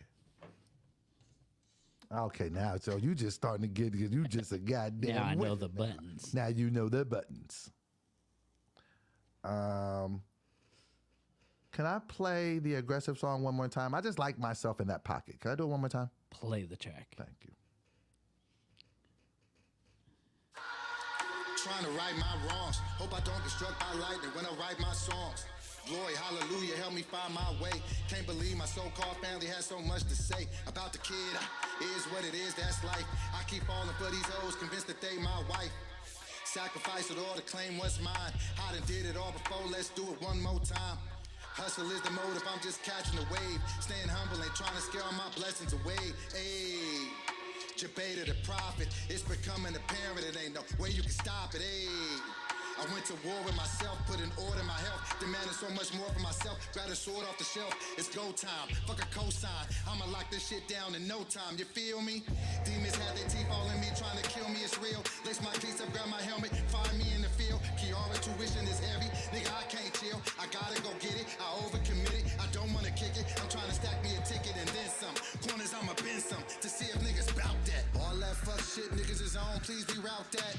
I'm trying to keep my energy clean. I mean what I say and I say what I mean, and I'm quick to scheme up. A triple beam, dream up just to get this cream up. I do it on my own, nigga. I don't need to team up. 2024, That's the money year. Millionaire by New Year's, let's get it done in here. Yeah, I'm trying to have fun in here. But I still snuck my gun in here. Studio 26, yeah, I rep that. About to be the illest in the game, gotta accept that.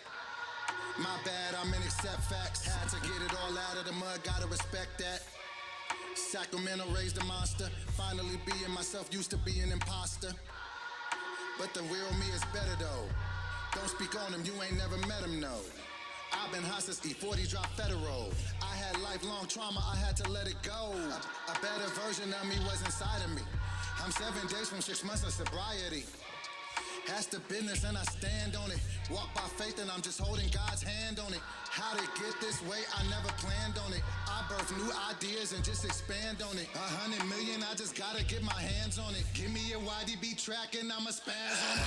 What the fuck is we doing? Let's just get it done. I do it strictly for the money, don't do shit for fun.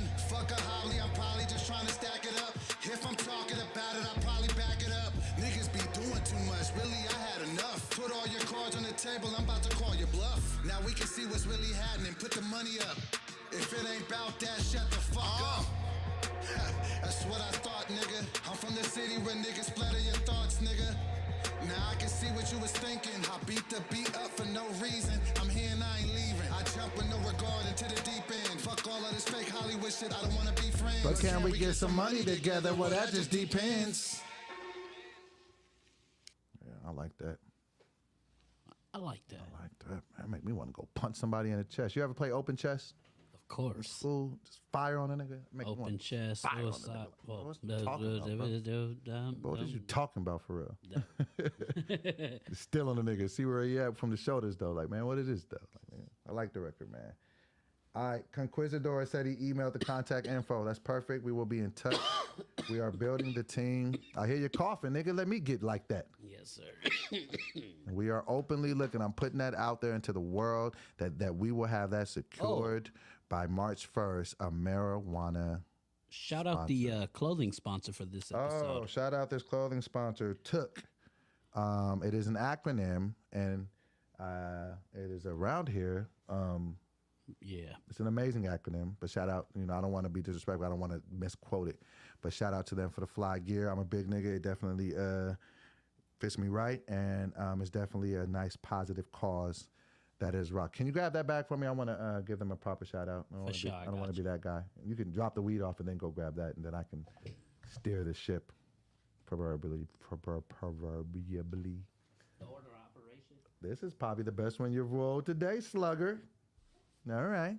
Okay. All right. So short sex, I'm gonna have you on the episode. What day works? Let's just lock it in right now. What day are you available from like?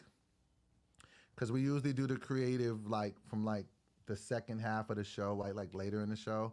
So let's just say anywhere from like 1:30 to 3. Sax, where you at 1:30 to 3? And just let me know the day. Let's say Tuesday. What's your Tuesday look like?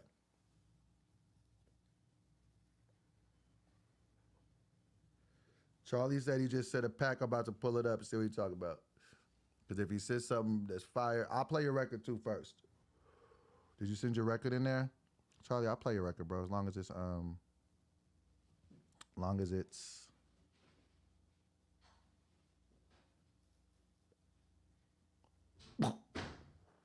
Oh, you said Morning Cup of Dough. I'm gonna play the Morning Cup of Dough morning show song. You wanna hear it? Yes, sir. Okay. All right, so first let me properly shout him out. Let me get to the boards before you do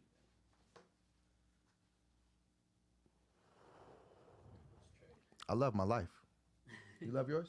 Yes, sir. You should. Let me get to the boards before you go. Are you ready? All right. Go ahead. Okay. So shout out to the sponsor for this episode. It is for Took Clothing, and it is the acronym for Take Out Obstacles, Keep Elevating, and everything you do, do it with love. Took, I'm gonna say that once again. Take out obstacles. Now, what does that mean?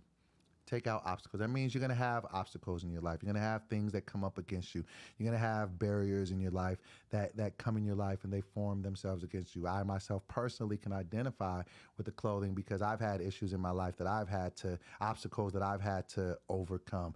Alcoholism, weight loss, mental health, different things like that. I've had to have obstacles in my life. So I've had to take out different obstacles in my life. That's why this resonates with me. But the young brother that put this together, he said, not only do I want you to take out obstacles, I want you to keep elevating. So once you take out the obstacles, and I've taken out obstacles in my life from time to time, but you don't just stop there at just taking out the obstacles. He's saying, nah, but keep elevating though. You got to keep going up. You got to keep pushing up. So, yeah, you got them obstacles out the way. So, yeah, I had alcoholism, weight loss, different things. Okay, cool. You got those under, control to some degree because it's always a lifelong thing. But, get them obstacles out the way. But you keep elevating. You keep going up. And everything that you do it in love. Because we do a lot of things, but everything we do ain't in love. And that's why everything don't progress the way that we want to do. So that's why the sponsor of today's episode really spoke out to me, because the slogan really spoke to me. So I'm going to say that one more time so it can resonate with the people at home. Take out obstacles, keep elevating, and everything you do it in love. Okay. I think that was a cool read That was fire. for today's sponsor. And that didn't come off a cue card. Nope. Okay, so first I'm gonna play the Morning Cup of Dough morning show. You wanna hear this? So when we was doing this every morning, shout out to East Shore Sax, shout out to J Morris Beats, and shout out to Charlie Funk, and shout out to myself. We all collectively made this. Now I haven't heard this in about a year. So this is gonna be the first time for me hearing this in a while, but here we go. This is what we would start off the show with every morning. Here we go. I do remember now. Yeah. Oh shit. Don't I didn't rap on this at all. Okay. Yeah. Oh, on caffeine. And YouTube. And Facebook. This your morning cup of dough. This'll get you going when you're moving slow. Where you at, shout it, hit the chat. Tell me what you know. I'm the fact checker with the slaps. Can you be for real? I've been wildin' out to show you what the deal. This your morning cup of dough. This'll get you going forgot when about you're this moving shit. slow. Where you at, Oh, no, we're shout keeping it, this. We're hit the keeping chat. this. Tell me what you know. I'm the fact checker with the slaps. Can you be for real? I've been wildin' out to tell you what the deal. This your morning cup of dough. Okay, I know what we're gonna do. Is there any way we could I know what we're gonna do. get the actual Yeah, we can get project everything. files of Yeah. this? Yeah. Okay, Yeah. as long as we take out that company, we're good. No, caffeine's still cool. Caffeine's still the homie. But they're running they're saying in the song it's running on caffeine, Oh, or we could just so have it won't him be re-record running it. on caffeine. Oh, you're As long right. as we take out the caffeine. Or we could just it- redo it. Well, I yeah, but wasn't shout out trying to caffeine. Yeah, Okay, I shout got out to you. caffeine, but Yeah. you know what I'm saying. Yeah, I got you. It'll be Yeah. misleading. I got you. Yeah, I got you. Tell niggas to go to caffeine. And Yeah, okay. they're Yeah, like, what? yeah. We'll figure it out. Where's But yeah. morning cup of dough? Yeah. Okay. Caffeine colors. And I think we had a version 2 where sax was playing the sax on it. So, and I want to keep that. I don't want to change that because now I remember the vibe that we used to get into every morning. So yeah, we're not gonna change the morning cup of show. But Charlie, actually, we're not gonna need it. We don't need him to shoot the diff. Whoever recorded it, redo it. Just take out that part. We'll talk offline on how to do that. But we will keep. Yeah, Charlie Funk said he'll get it. He'll Okay. edit it. I know what to do. We're good. Okay, cool. All right. And You could put Studio 26 on there. There we go. And E. Ruiz, I want to let you know we did get your graphic designer from YouTube chat. Got you. Boom. So we're good. We got your information. And first, we're going to play Charlie Funk's song that he promised me has not been released yet. Wait, nigga, it's on a YouTube link. Yeah, that could. Yeah, I can't. Could strike the page. It'll strike the page, bro. You gotta send me something that's. YouTube has registered it, so Yeah. it could come back as copywritten as someone else's material. Yeah, and I love you, but not that much. You send me a beat, I can play your beat. It's not released as far as on distro, but it's still released to YouTube's knowledge. right. So in YouTube's rhythm, it'll pick it up. That's why when we were playing, even the person talking, we were stopping it because we didn't want to get struck for talking. And if they could catch talking, they're absolutely going to catch us playing something that you put up. He said, trust me, I own my publishing. You own it, but we don't. That's the problem. We don't own it. It's not going to register back to Studio 26 or I Am Doughboy. We can't. So. Yeah, it's not like Twitch. It's not like if it was on Twitch, I would have been played it. I'd have been like, here. So yeah, it's private. Oh, he says private on YouTube. What do we do, man? What do you say? Conclusion. I mean, I've known Charlie for a long time. I just don't want to get struck. How many people we got in here? 12. You want to play it for a bigger audience after we do a little research? I don't know. Yeah, because it's still, even though it's not public, it's still been uploaded. It's still been uploaded, Yeah. so it's already counting as he's the creator of it. Yeah, let's just hold off for now. We'll talk though, Charlie. We'll talk, and I will definitely play some of your music on the show. We'll play it next week for sure. We'll have a thing. We'll create a segment where we play. Okay, do we want to get in the weeds of that, of playing people's music? I mean, maybe on a different show. Because I just don't want to get in the weeds if we fuck around and play something and we get in trouble. Yeah, it has with to all be of that. stuff that's not out anywhere, including YouTube. Right. Is the weed out? No, I just let it. He said he'll send an unreleased track. All right. Is the beat that you sent me is unreleased though, right? Is the beat unreleased? 'Cause I'll play the beat. Nigga said I'm not everybody. Nigga, we know. Well, I keep getting folded by this goddamn weed. It's the morning cup of dough. Oh. Can I play the Valentine song again?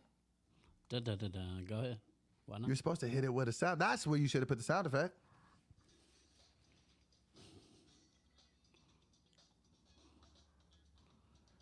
Fuck these hoes on Valentine's Day.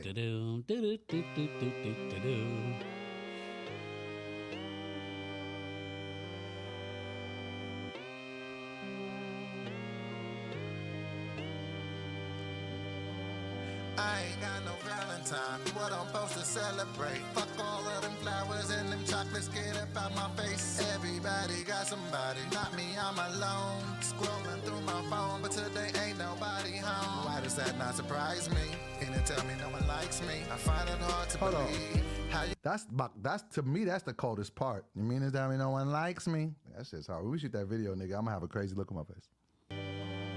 I ain't got no Valentine. What I'm supposed to celebrate? Fuck all of them flowers and them chocolates. Get up out my face. Everybody got somebody. Not me, I'm alone. Scrolling through my phone, but today ain't nobody home. Why does does that not surprise me? Can you tell me no one likes me? I find it hard to believe. How you gon' block me? Bitch, I just bought you a weed. I'm in the house but my lonely. I can't even call her homies. Where the hell is my future wife? I hate dating in my 40s. I got a number, she ignored me. She was supposed to be my Valentine. I dropped 200 on these damn gifts. She ghosted me, she was out of line. I hate these hoes, and I love them at the same time. Got me going through That was my damn favorite mind. part. Love life in the same spot. How you show up on the 14th with no gift in the same box? I ain't saying nothing wrong with it, but it is literally the same box that I get on any other day from any other night. I ain't got no Valentine. What I'm supposed to celebrate? Fuck all of them flowers and them chocolates. Get up out my Shout out face. to J. Everybody Russ. got somebody, not me. I'm alone. Russ. Scrolling through my phone, but today ain't nobody home. I ain't got no Valentine. What I'm supposed to celebrate? Fuck all of them flowers and them chocolates. Get up out my face. Everybody got somebody, not me. I'm alone. Scrolling through my phone, but today ain't nobody home. Why does that not surprise me?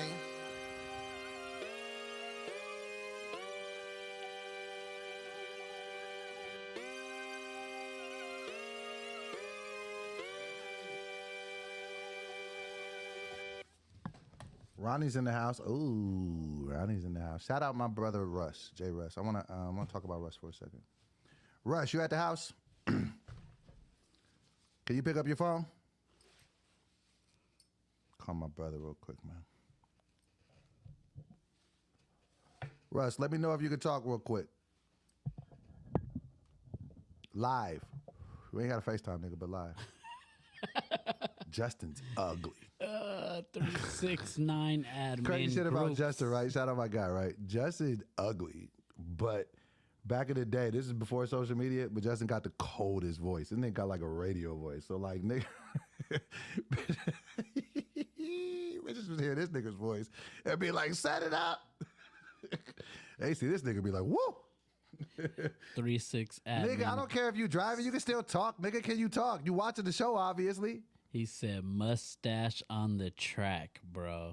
All right. Well, okay. Nah, drive safely, Justin. All right. We ain't gonna have you come on the show right now. That's a crazy But I tagline for a want to. beat. 333. All right. If y'all want to know why I just did that, me and in conclusion, like, you know, we're both like pretty big number persons, and like we both see our angel numbers all the time. So like he'll tell me when it's 555, I'll tell him when it's 440. Like it happens all the time. We both see these numbers all the time. Like it's to the point so much now to where if I don't see it at least once a day, I think something's off.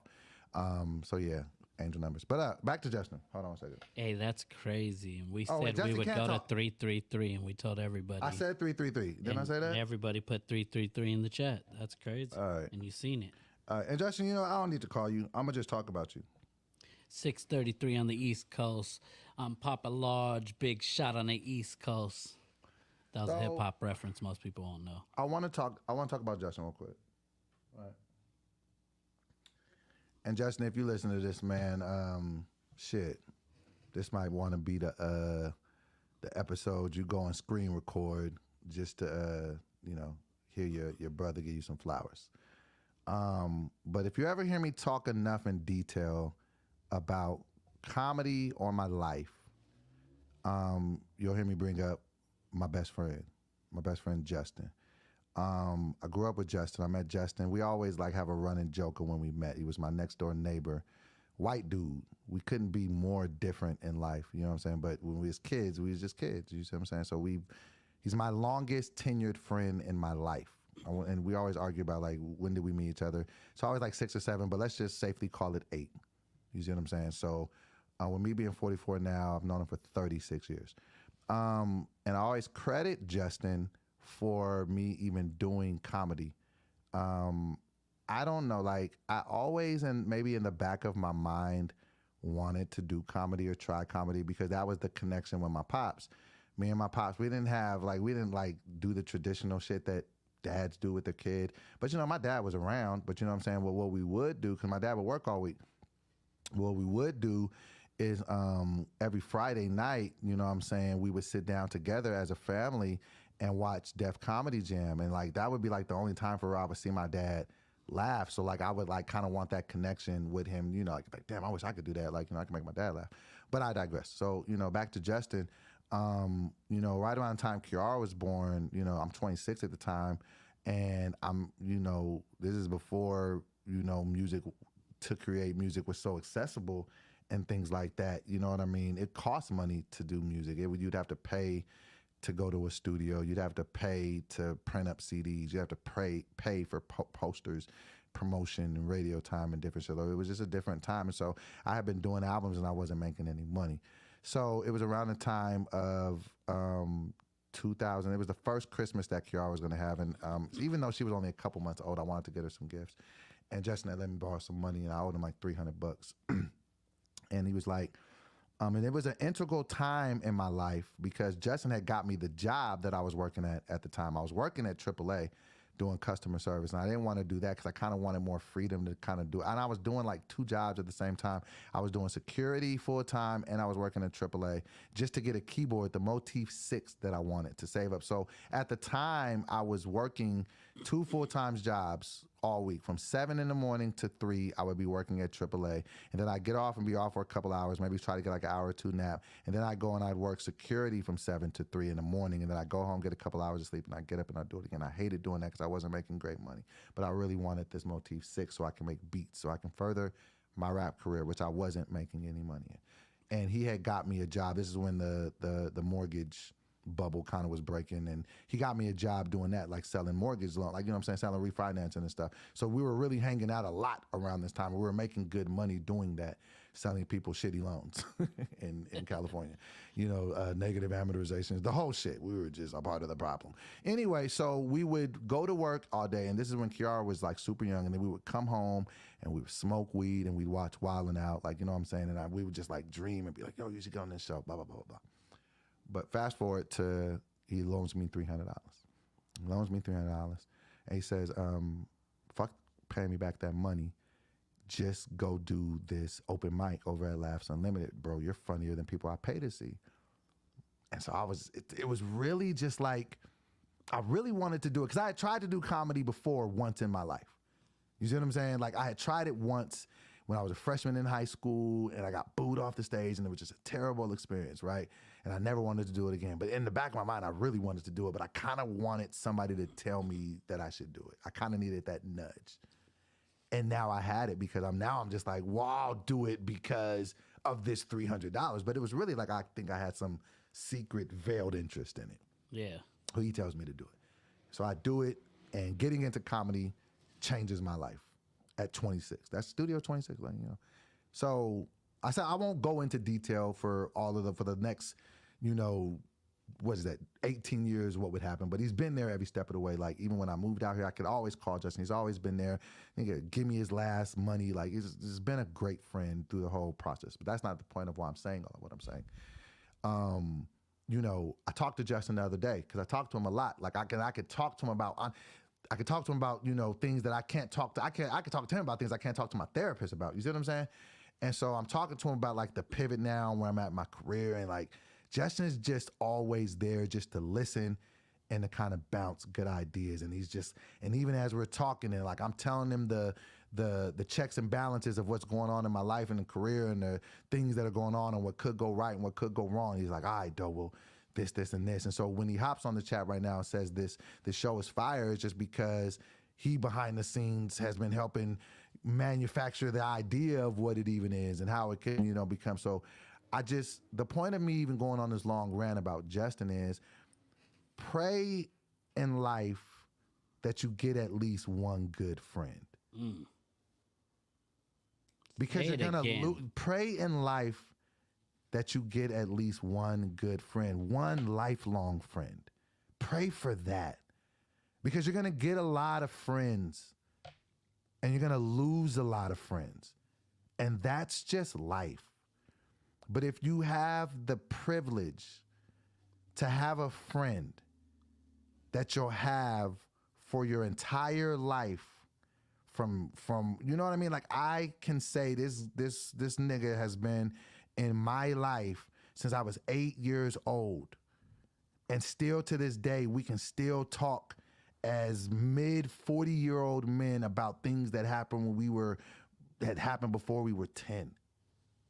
And I thank God for that, because that is the reason why I can still be able to maneuver and, still know that there's one motherfucker in the world that ain't gonna judge me and ain't gonna, let any of this shit sway their vision of me. And still, when I can talk to my brother, like, you know what I'm saying? I lost, my other brother, Teddy Ray, rest in peace, a couple years ago. Like, I can't, like, you know what I mean? I can't call Teddy anymore and talk to him about what's going on. Like, and that hurts me. But just pray, like, if you have a friend in your life, protect that shit because it's gonna pay dividends in your life that you don't even know. So just him being my friend has helped me weather another storm. So shout out my brother, J. Russ, one of the founding members of the potty and my career and just my dog. And I love you, brother. And if I don't tell you that enough, I hope that you know that. Shout out my guy. So yeah. Didn't mean to get all deep. But I love my brother, man. It's my guy. Where you at, man? You still here? Conclusion. You want to maybe hit a sound? You don't want to hit a sound effect now? You want to fuck that moment up? So when I talk about Justin, it's all cool. You let the mood settle in. But shit, when it's me talking about my damn shit, motherfucker just play some womp womp womp. You motherfucker. I'm sick of this shit. Say something so I don't feel alone. You're not helping. Are you rolling weed? Is that what's going on? I heard. Are you over there? Are you licking a blunt? No, that was deep. I was deep? Yeah, it was deep, man. But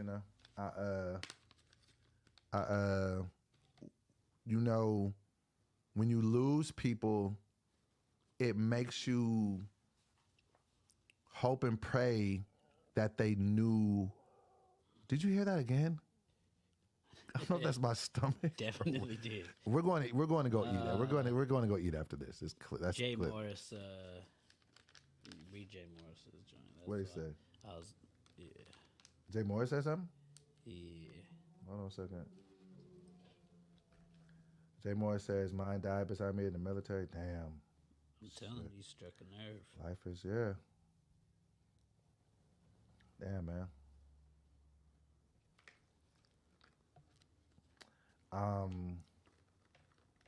They said they can't hear you. Somebody said they couldn't hear you.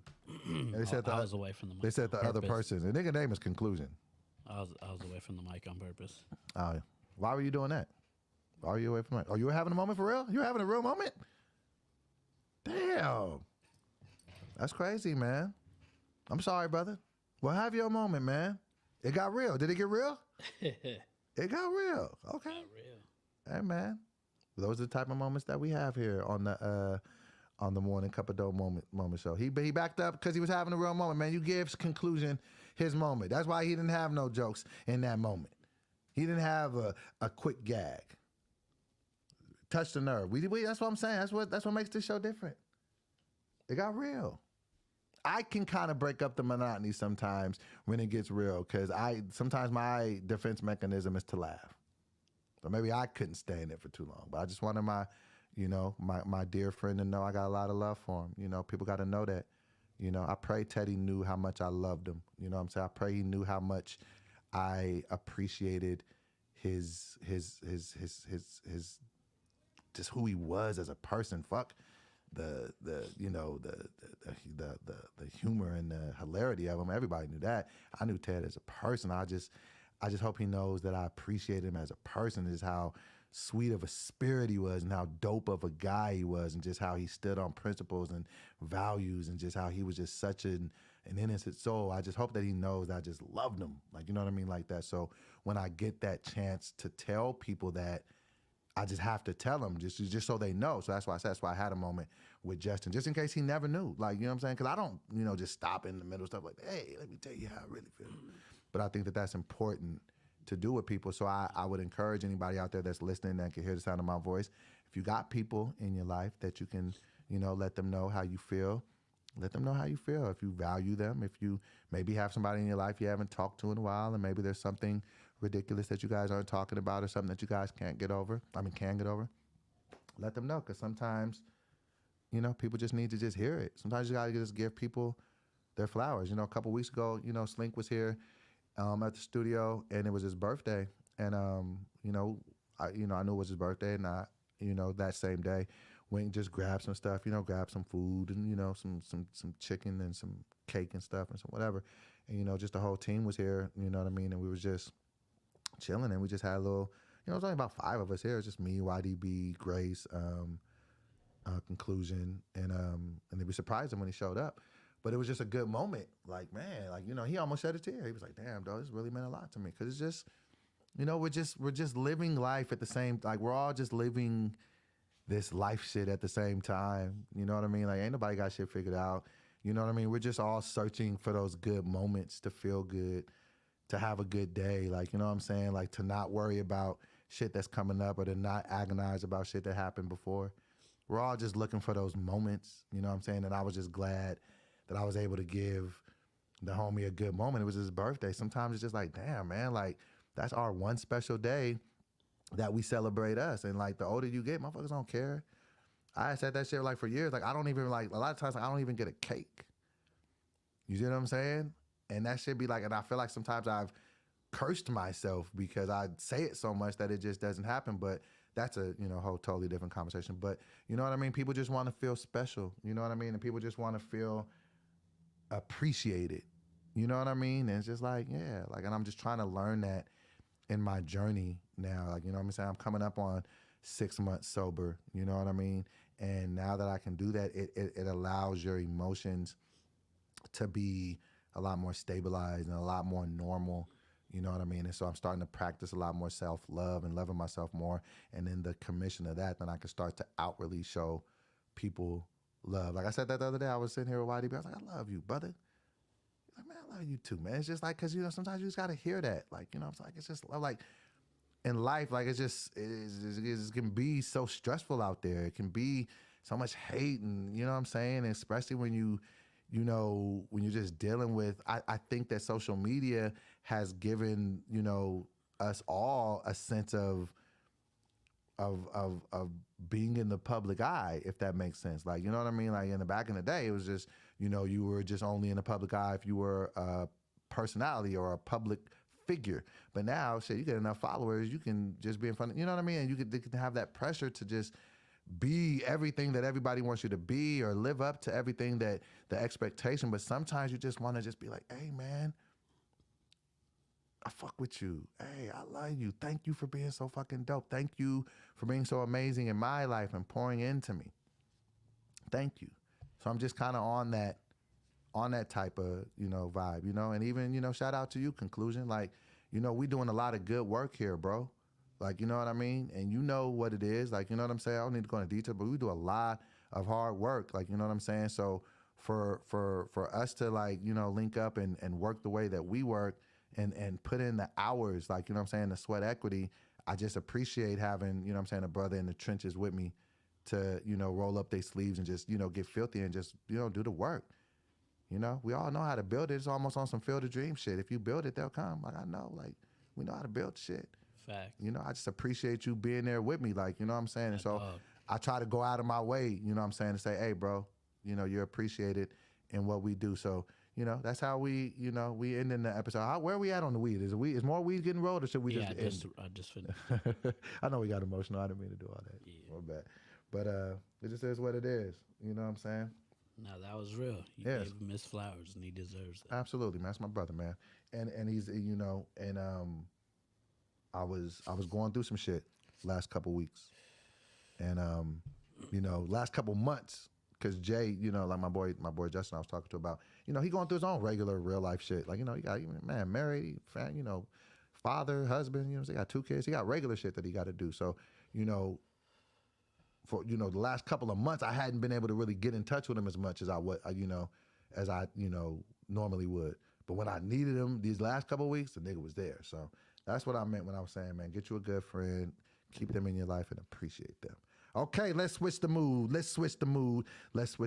We had our emotional moment. Everybody cried. All So, right, now go light your weed up. I got It's okay. I got a request. What's your request? So you got sent a beat, right? I got sent a beat. Since we didn't get to record today, We didn't get to record.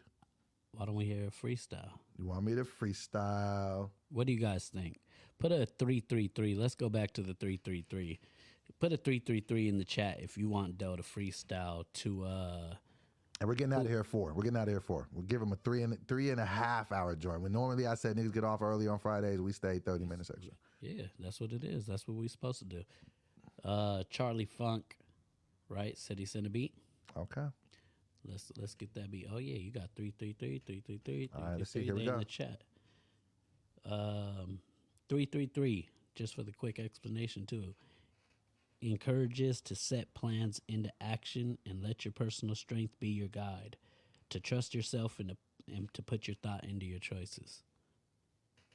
Wait, say that again. What are we talking about? I'm high. 333. Oh, that's what that means? Yep. Okay, I don't know what just happened, but this beat that you sent me, Charlie, it ain't playing. Try this again. We got some three. Uh-oh, okay. Hold on. Run it back. Okay. Run it from the top. Here we go, from the top. Charlie Funk, here we go. All right, we stay until 4 o'clock, but, you know, we're going to see what we got. What we got? My name is Doughboy, and in the game, I ain't never been a hoe boy. That meaning I ain't never been a punk nigga. Who made the beat? That's my nigga Charlie Funk, nigga. Niggas talk too much and I'ma start to bruise a nigga. Who's my motherfucking co-host? That's Conclusion, nigga. Who's my other co-host? That's YDB, nigga. What's my name? They call me Young DB, nigga. You see me, nigga, I'm spazzing on a Friday. I push 100 on the motherfucking highway, yeah. My name is Doughboy, I ain't never been a sucker, yeah. I'm from the 916, I'm a cold motherfucker, yeah. I get to flowing, niggas never get to knowing nothing. I got the game, this fucking seed, these niggas ain't sowing nothing. I got to get it all back and get the gaming interest. I got to put it on the wall, don't need no fucking Pinterest. Put it all on the wall, I bet the game up. These niggas gang banging in the game and they flamed up. I gotta get the money and never fucking change up. I shoot a motherfucking fastball or the change up or the curveball. Swerve all y'all when I'm moving through. On the motherfucking microphone, you know I'm losing through. I'm living proof that you can do everything that you going through. Doing two, do the fucking math for 2 and 2. Niggas know I do this shit when I spit it and get it. I'm fucking gifted and I fucking freestyle terrific. No, I ain't write it down, but I recite it right now.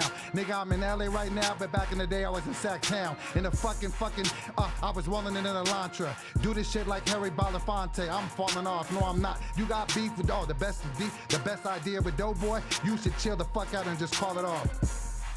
Swallow, spit, get the flow back. Niggas know I go black like Kodak. Niggas know if you don't like Doughboy, you can suck the fucking Bozak. Niggas know that I go that and get the money up. Back up the money truck, I get it all terrific though. Got a terrific flow, these niggas cannot get with dough. I spit it though, I do it all specific. Niggas do it so cold, they think I read it. No, I didn't, nigga. I just got the flow and I can spit it so natural like the fucking shit when I be coming through. These niggas asking like I'm an athlete. I get to running like a track meet. Do this shit, do it when it's past me. Niggas can't do it all past me.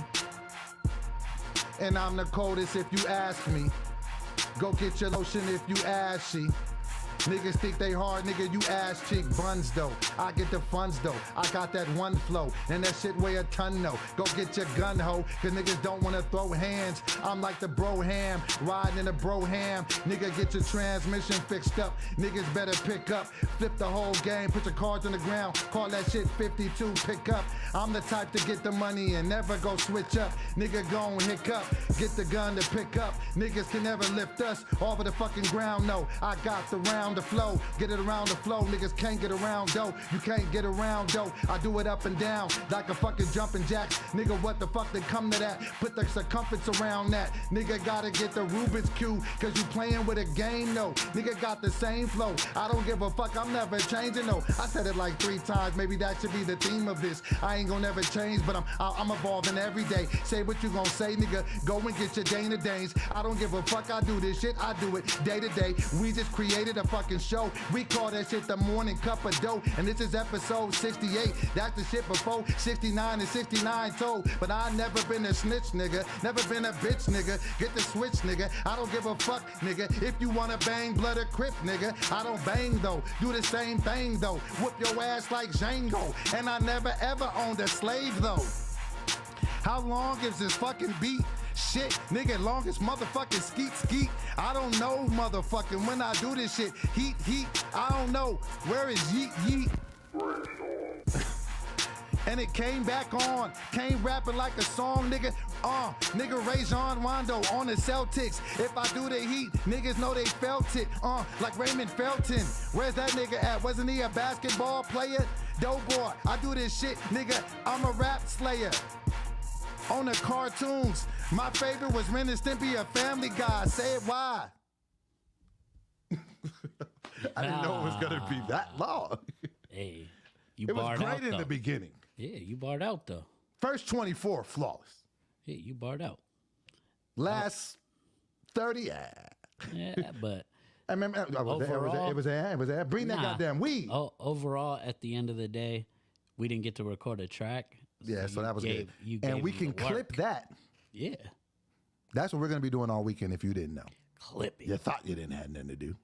Got a whole bunch of work. The Seville. work's never done. Mandatory overtime for the first time. We're working this weekend. And we're going to be clipping things up. So y'all are going to be getting 7 to 10 clips a day to bring awareness to what conclusion? To what the fuck we got going No, on? you're supposed to say the morning cup of... Did you read the co-host manual that I sent to your email?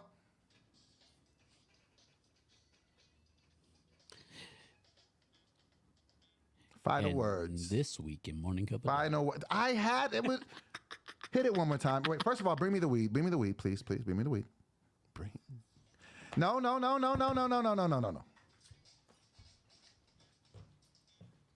Final words.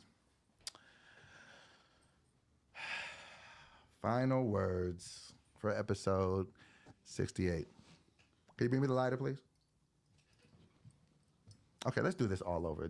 We're gonna, because I want to clip this the right way, because this could be a clip. Hit the sound effect when you get a second, sir.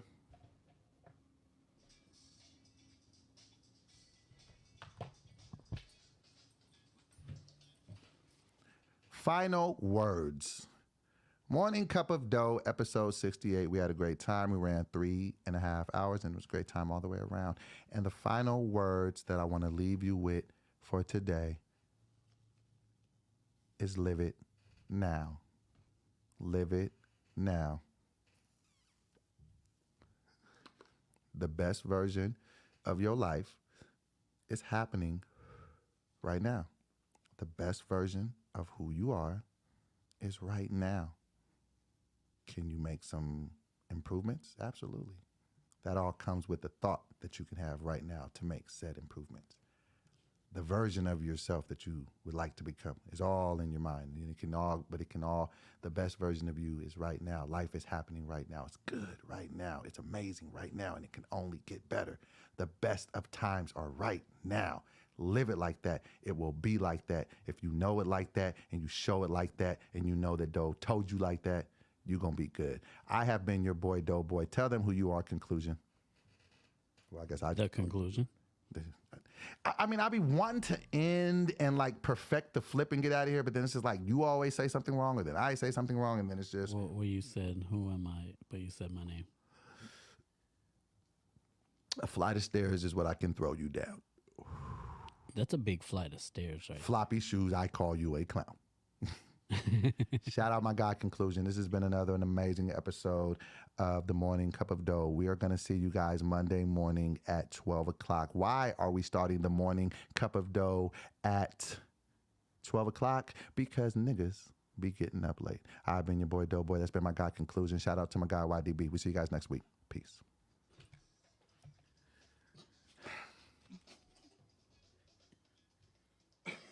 That's supposed to be in between the motherfucking segments. You fucking waffle head. We'll work out the kinks. See you I guys did it next on week. purpose. See you next week. Bye.